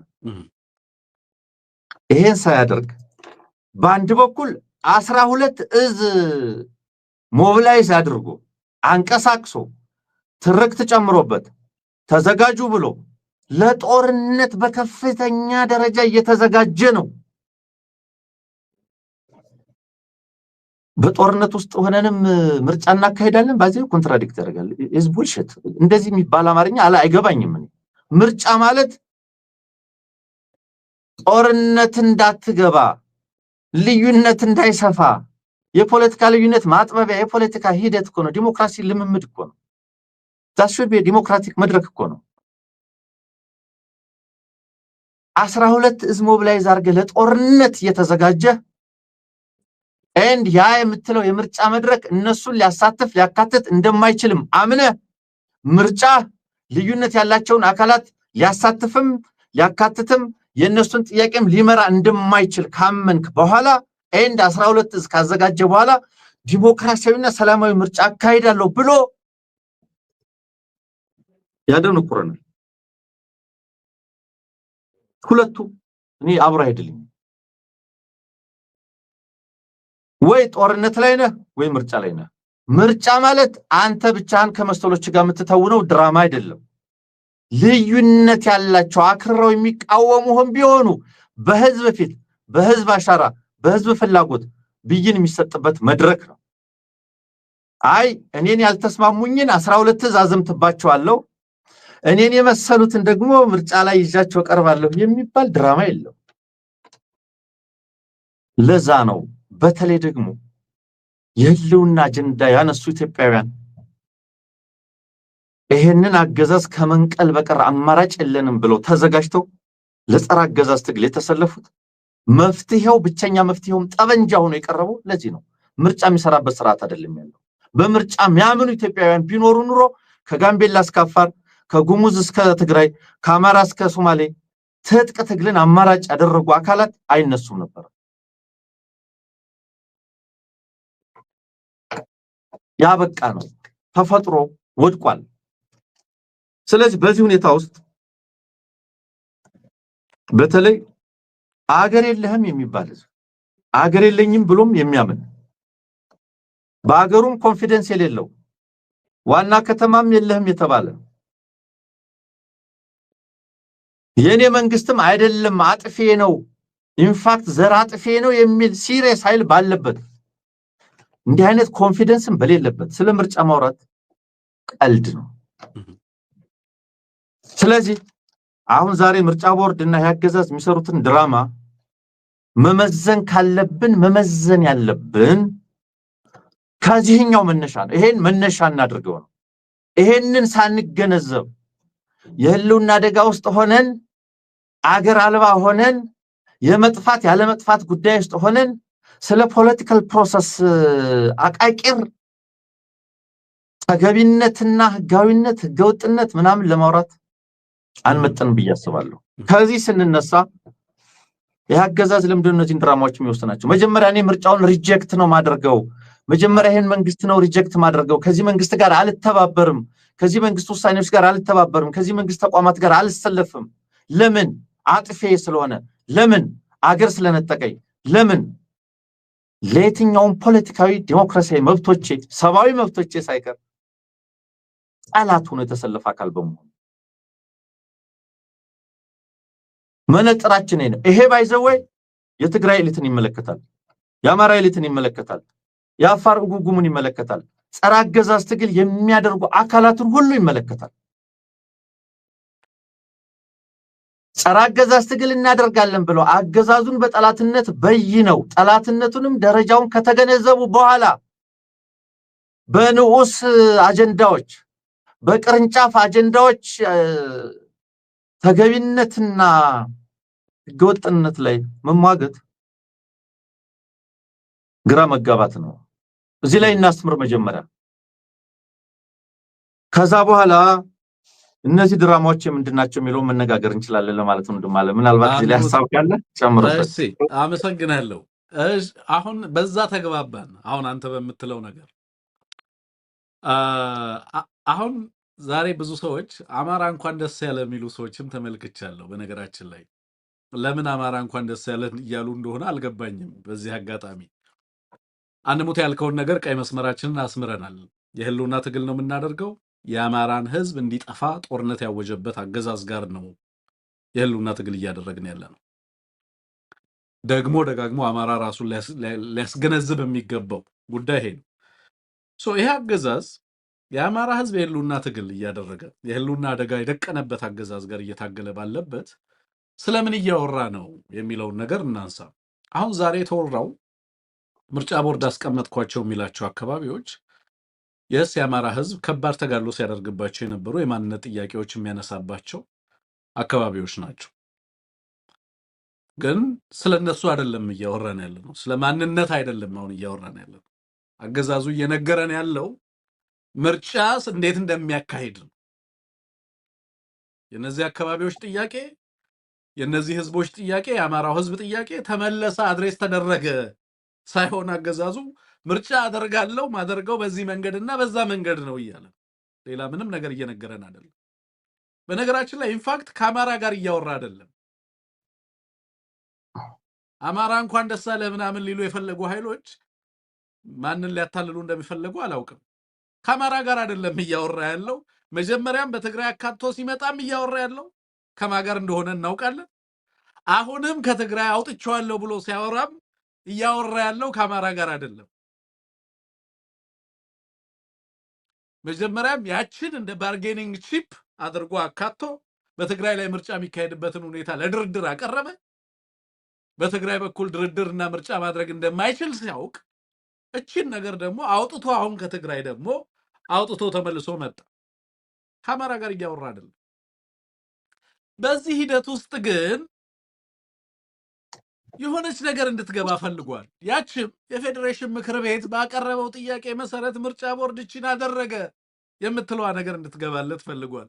እቺ የኦህዴድ ተራ ድራማ ነች። ምርጫ የፌዴሬሽን ምክር ቤት ምን እንደሆነ ሁላችንም እናውቀዋለን። የፌዴሬሽን ምክር ቤት የሚባል ፖለቲካ የለም ኢትዮጵያ ውስጥ። ጀስት መዋቅሩ ነው ያለው። በፌዴሬሽን ምክር ቤት ጥያቄ ምንም ተደርጎ አያውቅም፣ ምንም አይደረግም ወደፊትም።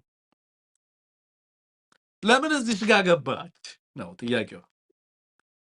የገባችበት ምክንያት ፌዴሬሽን ምክር ቤት ውስጥ ያለው ግለሰብ አማራ ስለሆነ በሱ ተጽዕኖ ምክንያት ይሄንን አደረገ ምርጫ ቦርድ ተብላ ትርጉም እንድትያዝ ብልጽግና ሊጫወትባት ፈልጓል። ምናልባት ከዓለም አቀፉ ማህበረሰብ የሚመጣ ተጽዕኖ ካለ እቺን ማቅረቢያ መከራከሪያ አድርጎ ሊያቀርባት ስለፈለገ ነው እንጂ ግለሰቡ የፌዴሬሽን ምክር ኖ እዚህ ጋር ብልጽግና ኦህዴድ ብቻ ነው እያወራ ያለው።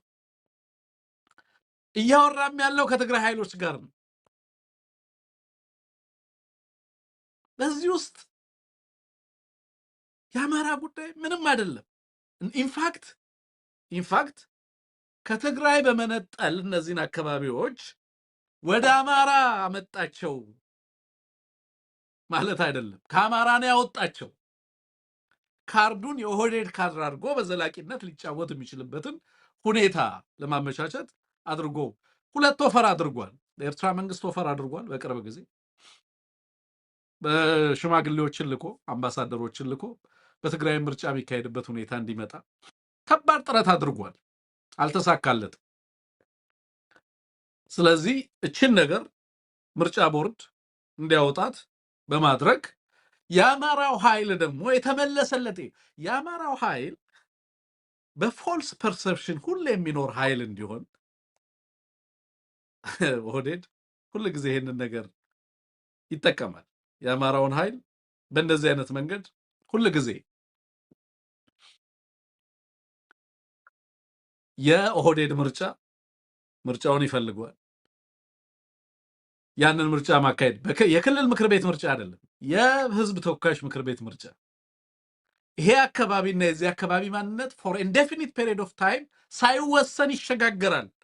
ስለዚህ አማራንና ትግራይን እያጋጨ ይቀጥላል። ማን? የካርዱ ባለቤት የሆነው ኦህዴድ።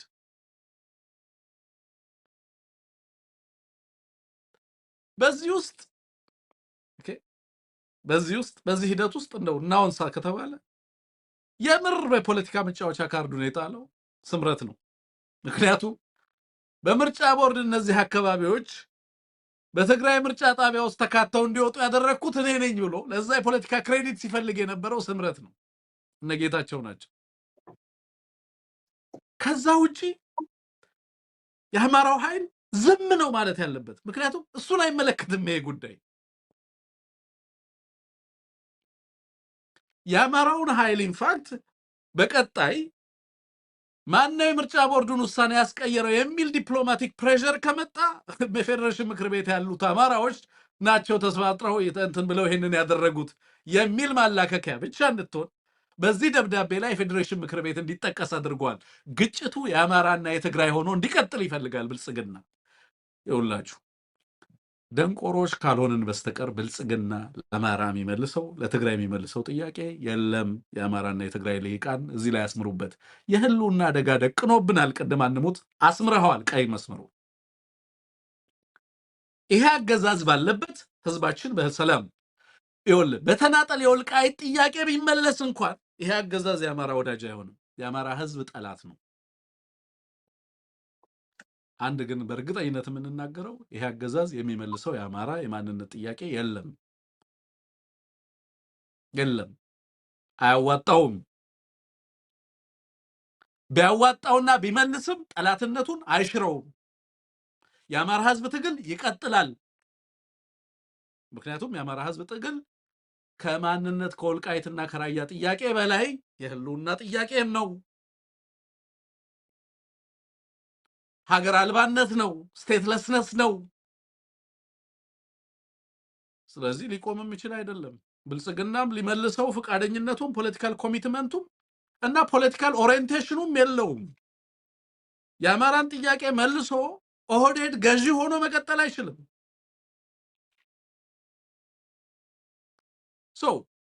ምርጫ ለማድረግ ግን እንደ አሁንም መጫወቻ ካርድ ፕሬሸር ሊያደርግባት የሚፈልጋት ካርድ አድርጎ ይዟት መጥቷል። ለኔ ግን እቺ ውሳኔ የአማራውን ኃይል በተመለከተ ይሄንን አካባቢ አሁን አማራ ከሚል አውጥቶት ነው የመጣው። ሙሉ ለሙሉ የአማራ ፋክተር እንዳይሆን አድርጎት ከትግራይም አውጥቶት የኦህዴድ ፋክተር አድርጎት ይዞት መጥቷል። የአማራም አይደለም የትግራይም አድርገን አንፈታው። ምናደርገው እኛ ምንጫወትበት የፖለቲካ መጫወቻ ካርዳችን ሆኖ ይቀጥላል። ምናዋጋበት ምናጋጭበት ምክንያት ሆኖ ይቀጥላል። ይሄንንም የሚሻገሩ ልሂቃን እንዳይኖሩ ደግሞ አድርገናል ብሎ ነው ይዞት የመጣው ኦህዴድ። ስለዚህ በኦህዴድ መካከል ቅድም እንዳልከው መንታ እንደወለደችው እናት ኦህዴድ ማታ ተንጋላ ነው ያደረችው። ሁለቱም እየተንጫጩ ነው ያሉት። አንደኛው እንኳን ደስ ያለ አማራ እያለ ነው። ለምን በትሉት መልስ የለውም። የአማራን ህዝብ ጦርነት ያስቆመ ይመስል፣ በወገናችን ላይ ታወጀውን ፍጅት ያስቆመ ይመስል፣ የማንነት ጥያቄዎች አድሬስ የተደረጉ ይመስል እንኳን ደስ ያለ። እንደዚህ አይነት ደነዝ አማራ የለም ዛሬ። በፎልስ ፐርሰፕሽን አማራን መንዳት የሚቻልበት ዘመን ላይ አይደለም ያለ። ኦህዴድ የአማራን ጥያቄ አይመልስም። 4 ነጥብ። የህልውና አደጋችን ይሄ አገዛዝ በስልጣን ላይ ባለበት የአማራ ህዝብ እንደ ህዝብ ለመቀጠል ይቸገራል። በሁሉም በኩል ግን አንድ የተጋለጠው ነገር አለ። አንሙት አሁን ላይ ቅድም አንተ እንዳልከው ይሄ አገዛዝ ማን ነው? ኢቭን ኢሌክሽን ኮንቴስትድ የሆኑ ኤሌክሽን የሚባሉ አካባቢዎችን እንዴት በአደባባይ የፖለቲካ ቁማሩ አካል አድርጎ እየተጫወተባቸው ሊቀጥል እንደሚፈልግ ራሱን ለዓለም አቀፉ ማህበረሰብም ለኢትዮጵያም የፖለቲካ ልሂቃን ግልጽ ያደረገበት ነው። ከዚህ በኋላ ቬግ የሆነ ህዝብን ከህዝብ ጋር እያጋጨ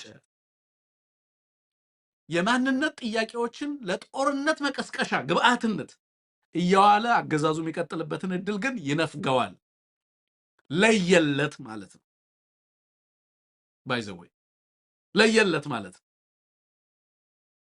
አንድ በግልጽ ይሄ ውሳኔ የሚነግረን በትግራይ ምርጫ ማካሄድ እንደማይችል አምኖ ተቀብሏል ማለት ነው። የትግራይ ኃይል ነገ አይ በቃ ምርጫ ትግራይ ላይ እንዲደረግ ፈቅደናል ቢል ይሄንን ውሳኔ ራሱ የፌዴሬሽን ምክር ቤቱ ግለሰብ እንዲቀይረው ያደርገዋል። ምንም ማፍረት የለበትም ኦህዴድ። ይሄንን ውሳኔ በቃ ወደ ቀደመው ደግሞ እንመልሰው እያለ እንደሚጫወት ግልጽ ነው። ህግ መርህ ምናምን የሚሰራበት ስራ ሁኔታ ቢኖር ኖሮ አንሙት ቅድም እንዳልከው እንደዚህ አይነት ኤግዚስተንሻል ትሬት አለብን በሚል የህልውና አደጋ ተደቅኖብናል በሚል የህልውና ተጋድሎ በሁሉም አቅጣጫ ላይ ህዝቦች እንዲያደርጉ አስገዳጅ ሁኔታ ባልኖረ ነበር። ስለዚህ የራሳችን ምርጫ ነው። በእነዚህ ጉዳዮች ሲነታረኩ መዋል ለማንም ምላሽ አልተሰጠም። ለሁሉም የተሰጠው ምላሽ ምንድን ነው? እየተዋጋችሁ ትቀጥላላችሁ ነው። እንጫወትባችኋለን፣ የኛ መጫወቻ ድንጋዮች ሆናችሁ ትቀጥላላችሁ ነው። እናንተን እያጋጨን እኛ በስልጣን እንቀጥላለን። እናንተን እያዋጋን እኛ በስልጣን እንቀጥላለን። ንግግሩ ይሄ በስትራክቸራል ኮንቨርሴሽኑ አሁን እየተካሄደ ያለው በህወሓትና በአገዛዙ መካከል መጀመሪያ አካቶ መጣ፣ ከዛ በኋላ አውጥቶ መጣ። በቀጣይ ምን እንደሚያደርገው ደግሞ እናያለን። በዚህ ውስጥ አማራ የለም። አማራ ከዚህ አገዛዝ ጋር ሊቆርጥለት ይገባል። በተደጋጋሚ እኔ በታሪክ ተሳስቼ ይቅርታ ለመጠየቅ ዝግጁ ነኝ። አብይ አህመድ የአማራን የማንነት ጥያቄዎች የሚፈታ ከሆነ እኔ ይቅርታ ለመጠየቅ ዝግጁ ነኝ። ግን ደግሞ ቢመልስም ቢፈታም ግን የአማራ ጠላትነቱን አይቀይረው።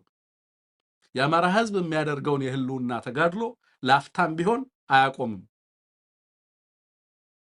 በዛ ደረጃ መግባባት አስፈላጊ ነው ብዬ ነው የማስበው። አንሙት የፖለቲካ ቁማሩ አካል አድርጎ ሊቀጥል ፈለገ። የፖለቲካ ቁማሩ አካል አድርጎ እንዲሄድ ምን ፈቅድለትም በተለይ በትግል ሂደት ውስጥ አለን የሚሉ አካላት ሊፈቅዱለትም ኦኬ በጦርነት ውስጥም እየተማገዱ የዚህ አገዛዝ የፖለቲካ ቁማር መጫወቻ ሆነው መቀጠል ምርጫቸው።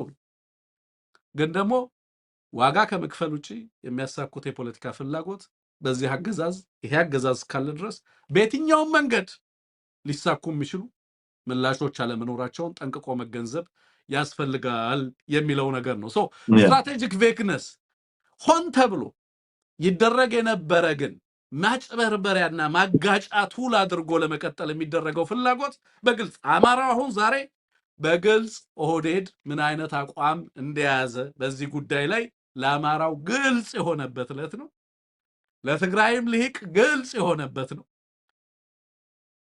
ይሄ ለመወሰን ለሚችሉ አካላት ለኔ መሰረታዊ የፖለቲካል ዲሲሽን ለማድረግ የሚያስችል ትልቅ ሁኔታ ነው የተፈጠረው። አስቻይ ሁኔታ ተፈጥሯል ብዬ ነው ማስበው። ይሄ አገዛዝ በደንብ ማን እንደሆነ ህዝብ እንዲገነዘበው ያስቻለ ነው ብዬ ነው ማስበው። ግን አንሙት ትልቅ አደጋ ይዘው የመጣው እነማ ላይ መሰለ? ከዚህ አገዛዝ ጋር ተጠግተን የህዝቦቻችንን ጥያቄ የማንነት ጥያቄዎች የተፈናቃዮችን ጉዳይ አድሬስ እናደርጋለን እያሉ በአብይ አህመድ ጥላ ስር ተጠልለው የነበሩ ኃይሎች ፖለቲካሊ ማናቸው የሚለውን አቅማቸውን እንዲያዩ ያስቻለን ምንም እንዳልሆኑ በፈለገሳና ባሻው ሰዓት አሁን የፌደሬሽን ምክር ቤትን ምናምን ይወቅሳል ጌታቸው አዚፍ የፌደሬሽን ምክር ቤት ተጽዕኖ እንደፈጠረ። ፌደሬሽን ምክር ቤት የሚባል የለም። እሱ አይደለም ይሄንን ተጽዕኖ የሚፈጥረው። ይሄ ውሳኔ የማን ውሳኔ እንደሆነ ሁላችሁም ታውቁታላችሁ። የዚህ ጉዳይ ባለቤት ማን እንደሆነ፣ የምርጫው ባለቤት ማን እንደሆነ፣ የጦርነቱ ባለቤት ማን እንደሆነ በደንብ ሁላችሁም የምትገነዘቡት ነው ባይና። ልክ ፌደሬሽን ምክር ቤት መወሰን የሚችለው በፌደሬሽን ምክር ቤት ምርጫ ቦርድ እንደታዘዘ ይሄ ለዓለም አቀፉ ማህበረሰብ ለኢትዮጵያና ለሌላው ህዝብ በአደባባይ እንዲወጣ የተፈለገው ደብዳቤ እንጂ ከዚህ ጀርባ የዚህ ጉዳይ ባለቤት ማን እንደሆነ ሁላችሁም የምትገነዘቡ ይመስለኛል ባይናው ማለቴ ነው። ኤኒዌይ ግን አንሙት እያምታቱ መቀጠል የማይቻልበት ደረጃ ላይ ተደርሷል። ለኔ በቀጣይ ወሳኝ ውሳኔዎች፣ ቀጣይ ሁኔታዎች በኢትዮጵያ ውስጥ ፈንዳሜንታል የሆኑ ፖለቲካዊና ወታደራዊ ሁነቶች እንዲከሰቱ የሚያስችሉ መሰረታዊ ውሳኔዎች ሊያዝ የሚያስችልባቸውን እድል የፈጠረ ጉዳይም ሆኖ ተመልክቼዋለሁ። ብልህ ፖለቲከኛ ቢኖር ይሄ አገዛዝ ማን ነው የሚለውን በትክክል ለመገንዘብ ዛሬም እድል የሰጠ ነው። በተደጋጋሚ ብለነዋል። ዛሬም ግን ተመሳሳይ እድል የፈጠረ ነው የሚለውን ነገር ከዚህ ጋር ተያይዞ ስምረትን እንደው ብታነሳ ደስ የሚለኝ ምርጫ አልወዳደርም የሚል ነገር አካቷል እና እዛ ላይ ሐሳብ ልታክልበት ትችላለህ? ስምረቶችን በተመለከተ አመሰግናለሁ ትንግርቱ። እኔ እውነት ለመናገር ስምረት እንደዚህ አለ፣ ዮሐና አብን የሚባል ተሿሚ አንጃ እንደዚህ አለ፣ የትግራይ ጊዜያዊ አስተዳደር እንዲህ አለ የሚለው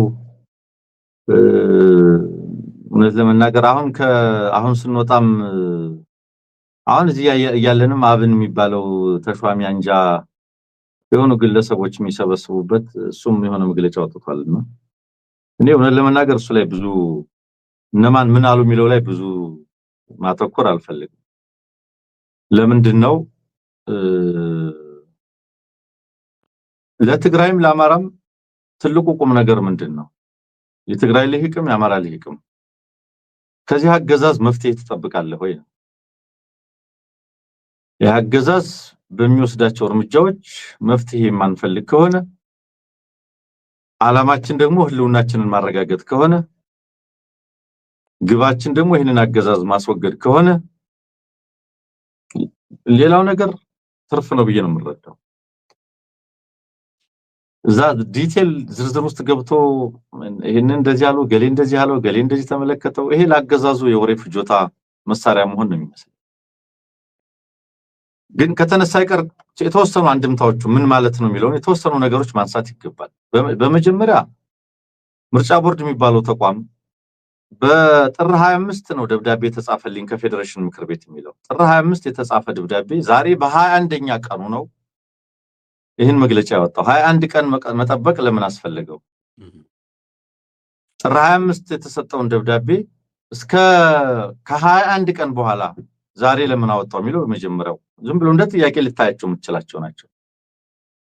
ሌላው የአካባቢውን ጥያቄ እነዚህን አካባቢዎች ጥያቄ እንዴት ነው የሚረዱት? ለምሳሌ እንዴትም ቢረዱት እኛ እነሱን ከማስወገድ ውጭ መፍትሄ እንደሌለን እናውቃለን። በዛ አግባብ ነው ማየት ያለብን። ነገር ግን እንደው ሌሎች ዝም ብሎ ተስፋ ለሚያደርጉ ተደስተዋል ተስቀዋል ለሚሉ አካላትም ግብአት ከሆናቸው አቋማቸው ከደገፈ ብዬ ነው።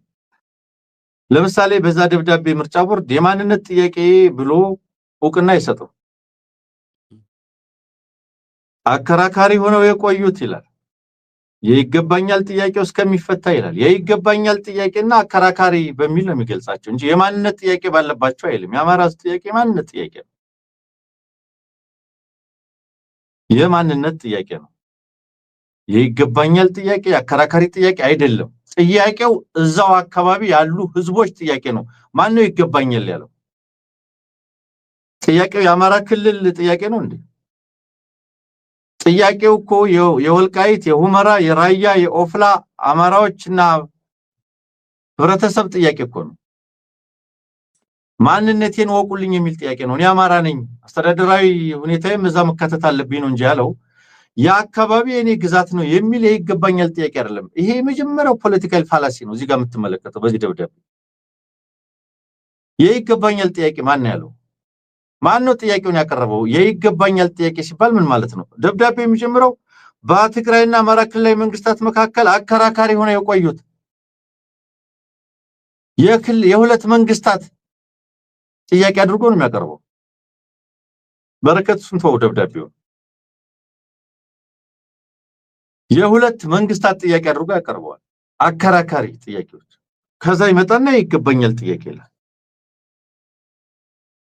ስለዚህ ምን ይላል? ከትግራይ ክልላዊ መንግስት ውጭ ሆነው ለብቻቸው በቀጥታ በሕዝብ ተወካዮች ምክር ቤት ምርጫ እንዲደረግ ለብቻቸው ከዛ ይቀጥልና የክልል ምክር ቤት ምርጫ በአካባቢዎቹ የተነሳው ውዝግብ ነው የሚለው። የማንነት ጥያቄ የለም።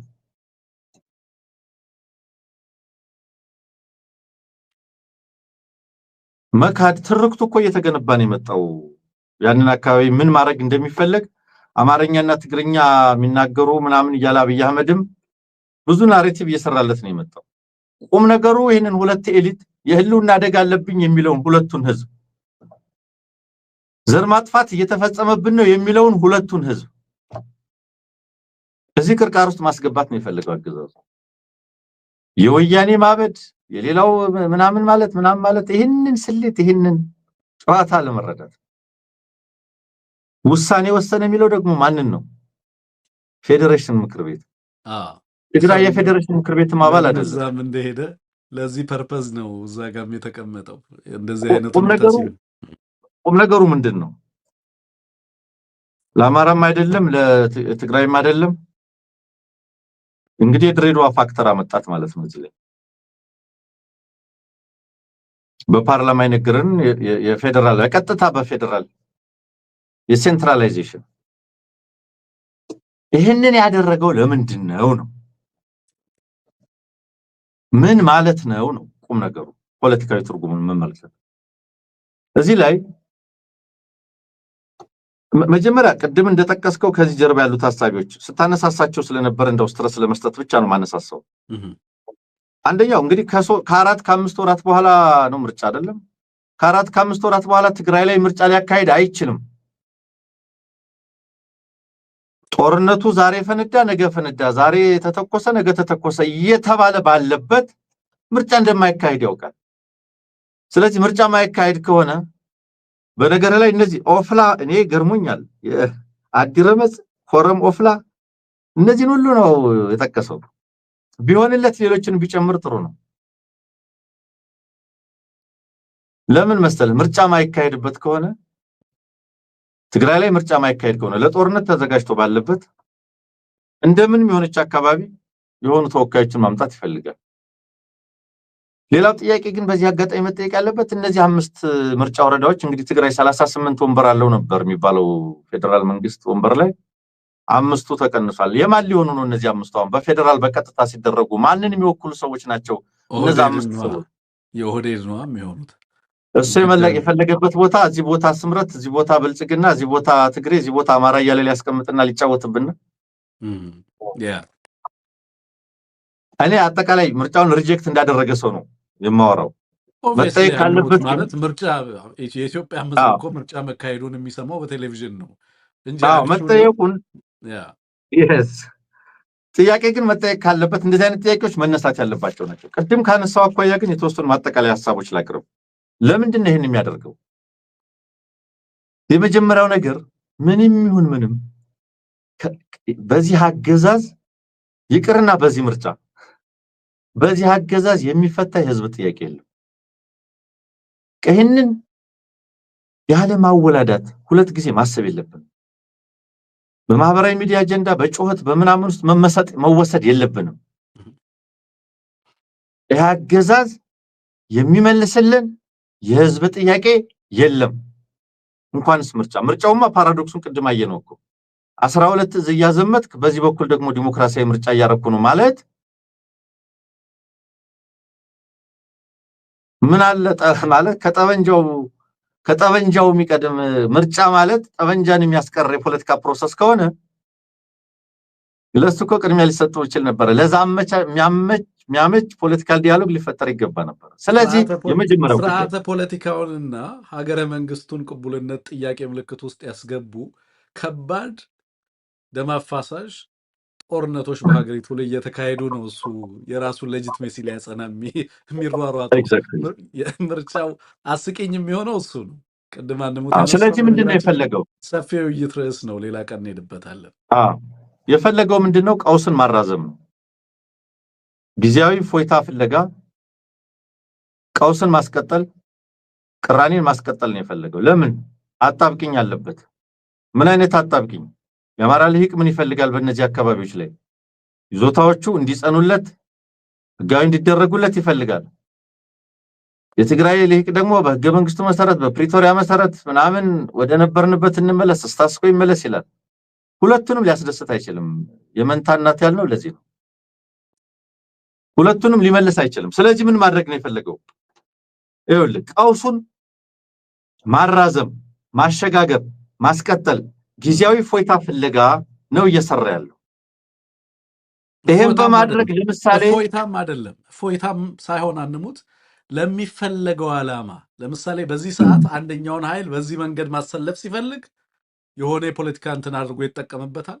ነገ ደግሞ የትግራዩን ኃይል የሆነ ነገር ማድረግ ሲፈልግ አገነስት አማራው ደግሞ ማስነሳት ሲፈልግ ተመልሶ ይጠቀምበታል። ፖስትፖን ማድረግ ብቻ ሳይሆን በቀጣይነት ሁለቱንም ለማጥቃት የሚያመች ቱል አድርጎ ለመቀጠል ነው የፈለገው ነው አይደል? ስለዚህ እነዚያን አካባቢዎች ወይ ወደ ትግራይ ወይ ወደ አማራ ማድረግም ሁለቱም ላይ ፖለቲካል ኮስት አለው፣ ሁለቱም ላይ ኮስት አለው። ሌላ ኤስካሌሽን ነው የግጭት እና የቅራኔ ምናምን ጡዘት ነው የሚመጣው። ስለዚህ ያንን ጡዘት ለማብረድ የዛሬን አውጪ ነው ብለናል። ሁሉ ጊዜ እንደምንለው ዘላቂ መፍትሄ የሚሰጥ ስርዓት አገዛዝ አይደለም፣ የዛሬን አውጪ ነው። ስለዚህ ጊዜ መግዛት ፈልጓል። ጊዜ ለመግዛት የማታለያ ክፍተትም ለማግኘት ምናልባትም ወቅታዊ አሁን ጡዘት ተፈጥሮ ሌላ ቅራኔ እንዳይፈጠር ለማድረግ ወደ ሁለቱም ማድረግ ጠቃሚ እንዳልሆነ ስላወቀ ነው ሴንትራላይዝ። ይሄ ህገ መንግስታዊ አይደለም፣ ህጋዊ አይደለም፣ ከፕሪቶሪያ ይጋጫል፣ ከምናምን ይጋጫል፣ የነ ስምረት ዝብዘባ የምናምን ጊዜ አስተዳደር የምናምን ዳዝንት ወርክ አይሰራም። ምክንያቱም አገዛዙ የሚሰራው በህግ በአይዲዮሎጂ በመርህ አይደለም። ለዛሬ ፖለቲካዊ ሪስክ የዛሬን ፖለቲካዊ ስጋት መወጣት የምችልበት ማምለጥ የምችልበት መሸወድ የምችልበት መወጣባት ቀዳዳ አለች ወይስ የለችም እንጂ ኮንስቲቱሽናሊ አይዲዮሎጂካሊ ወይም በፕሪንሲፕል በምናምን የሚባል ነገር አይሰራም። ከዚህ አገዛዝ ጋር የዛሬዋን ፖለቲካል ሪስክ እንዴት ላሸጋግራት፣ ላቆያት፣ ላዘግያት፣ ይሄ ነው መሰረታዊ ነገር። ቀውስን ማራዘም እንጂ መፍታት አይፈልግም። እንድንናቆር ይፈልጋል። ይኸው የትግራይ ልሂቅም ሆነ የአማራ ልሂቅ መረዳት ያለበት ማወቅ ያለበት ይህ አገዛዝ ሁልጊዜ የተዳፈነ እሳት ይፈልጋል። ሁልጊዜ ጉልቻው እንደጋለ እንዲቀጥል ይፈልጋል። ለአማራ አስቦ አይደለም፣ ለትግራይ አስቦ አይደለም፣ በጭራሽ ለሁለቱ ህዝብ አስቦ የሚሰራው ስራ የለም። ሁለቱ ህዝብና ሁለቱ ልሂቅ ግን ኃላፊነት አለበት፣ ታሪካዊ ኃላፊነት አለበት፣ የሀገረ መንግስት የታሪክ የብዙ ነገር ኃላፊነት አለበት። ስለሆነም በተለይ ሪጀክት ያደረግነውን አገዛዝ ዘር አጥፊያችን ነው ያልነውን አገዛዝ ህልውናችን አደጋ ውስጥ ነው ካልን በኋላ የምርጫ ፕሮቶኮል የጸባችን ምክንያት የንትርክ ምክንያት የመጓተቻ ምክንያት ሊሆን አይገባም። ስንቴ እንሸወድ በዚህ አገዛዝ። እሱ ጉልቻው እንደጋለ እንዲቀጥል ነው የሚፈልገው። የዚች ሀገር ችግር በጠበንጃ ሊፈታ እንደማይችል አውቆ ፖለቲካል ዲያሎግ ብሎ ፕሪቶሪያ ድረስ ሄዶ ነበረ። ፖለቲካል ዲያሎግ ለዚህ አገዛዝ ባዕድ ነው። ይህ አገዛዝ መወገድ ብቻ መፍትሄው የሆነ ከመወገድ በቀር የትኛውም ህዝብ ምንም አይነት ፖለቲካዊ ጥቅም መብቶቹ ሊከበሩለት ጥያቄዎቹ ሊመለሱለት እንደማይችሉ የትግራይ ልሂቅም የአማራ ልሂቅም ያውቃል። በዚህ ሁኔታ ውስጥ እሱ በሰጠ አጀንዳ ላይ ትራኮታለህ ወይ ነው።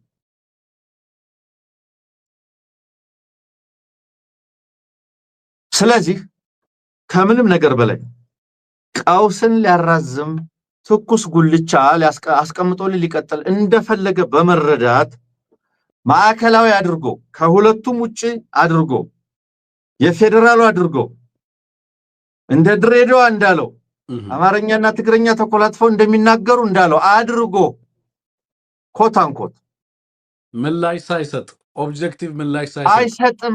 ዘላቂ መፍትሄ ልሂቃንን ብቻ በመያዝ ለራሱ ሎያል የሆኑ ለሱ ታማኝ የሆኑ ልሂቃንን በመያዝ ከአማራም የማንነት ጥያቄውን ነጥሎ ከዛም ነጥሎ የራሱን ልሂቃን ይዞ መቀጠል ነው የፈለገው ነው።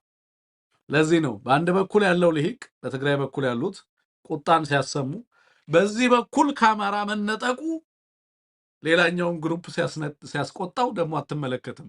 ሌላኛው ግሩፕ ተመለሰልን እንደውም እንኳን ደስ ያለ አማራ ሊሉ ሲደፍር ትመለከተዋለህ። የአማራ አገዛዙን አለመረዳት እንግዲህ ለአገዛዙ እንትን ለመስጠት ነው። እንግዲህ አገዛዙን ለመታደግ ነው መሆኑ ነው፣ ከአማራ ለማስነጠቅ ነው።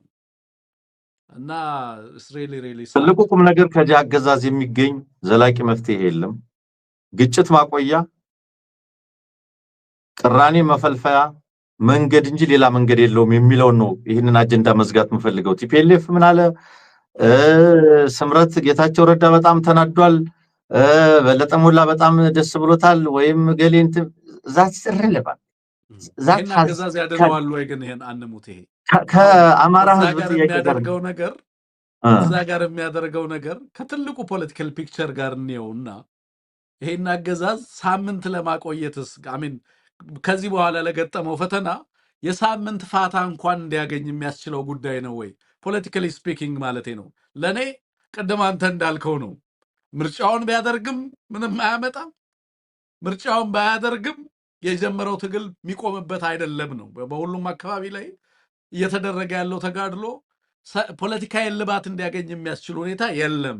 በቃ ያችን ኢንተርናሽናል ሌጂቲሜሲ ጦርነት የማካሄድ መብቱን ለማግኘት ህዝባዊ ቅቡልነት አለኝ ለማለት ይህንን ምርጫ ማካሄድ የሞት ሽረት ትግል አካል ተደርጎ ተወስዷል ነው። በዚህ ሂደት ውስጥ ትልቁን ፒክቸር ሚስ ማድረግ አያስፈልግም። ብልጽግና ሊድን የሚችልበት እድል የለም። ከሆነ አካባቢ ልሂቅም ለብልጽግና ድህነት ዋስትና ሊሰጥ የሚችል ጋራንቲ የለም። የብልጽግና መውደቅ ከብልጽግናም አቅም በላይ ነው። ማንም ሊያድነው የሚችለው አገዛዝ አይደለም የሚለውን በደንብ መገንዘብ የሚያስፈልግ ይመስለኛል። ታንኪ ሶ ማች አመሰግናለሁ። እንግዲህ ያ አድማጭ ተመልካቾቻችን ለነበረን ቆይታ ከልብ ነው የማመሰግነው። የኤርትራ መንግስት የሰጠው ምላሽ አለ ብልጽግናን በተመለከተ ቅድም እኔና አንሙት ነካክተነዋል። መነሻችን ላይ ትላንትና የነበረውን የሐዋሳውን ብራቫዶ በተመለከተ ማለት ነው። እንዴት ቀጠናው ላይ ቅድም አንሙት ያስቀመጥካቸው ነገሮች ናቸው። ፖተምኪን ፓርቲ ምን እያደረገ እንዳለ በቀጠናው ላይ ንግግሩ እያንዳንዱ ንግግሩ በምን ፖለቲካሊ እንዴት ትራንስሌት እንደሚደረግ አይ ቲንክ እየተጻፈላቸው ያለ ይመስለኛል። እንደ ዋዛ የሚናገሩት ንግግር ምን እየፈጠረ እንዳለ ለዓለም አቀፉና ቀጠናው ላይ ላሉ አካላት እንዴት እየተተረጎመ እንዳለ እያዩት ይመስለኛል። እሱን ምላሽ ምናልባት በኋላ ዘግየት ብለን መተን በስፋት ልንሄድበት እንችላለን። ለነበረን ቆይታ በድጋሚ ከልብ ነው የማመሰግነው። አንሙት መልካም ምሽት። ጤና ይስጥልን አድማጭ ተመልካቾቻችን። እንግዲህ የዕለቱ ፕሮግራማችን ይህን ይመስላል። ስቲከር እየገዛችሁ ኤቢሲን ያገዛችሁ፣ ሰብስክራይብ ያደረጋችሁ፣ ሀሳብ አስተያየቶቻችሁን ኮመንት ላይ ያሰፈራችሁ ሁሉ ለሁላችሁም ከፍ ያለ አክብሮትና ምስጋና አለን። ጤና ይስጥልን። አውቃለሁ መራር ነው መራብ መጠማት፣ አውቃለሁ መራር ነው መራብ መጠማት፣ ወስዶ አይጸናም እንጂ እንደ መተካት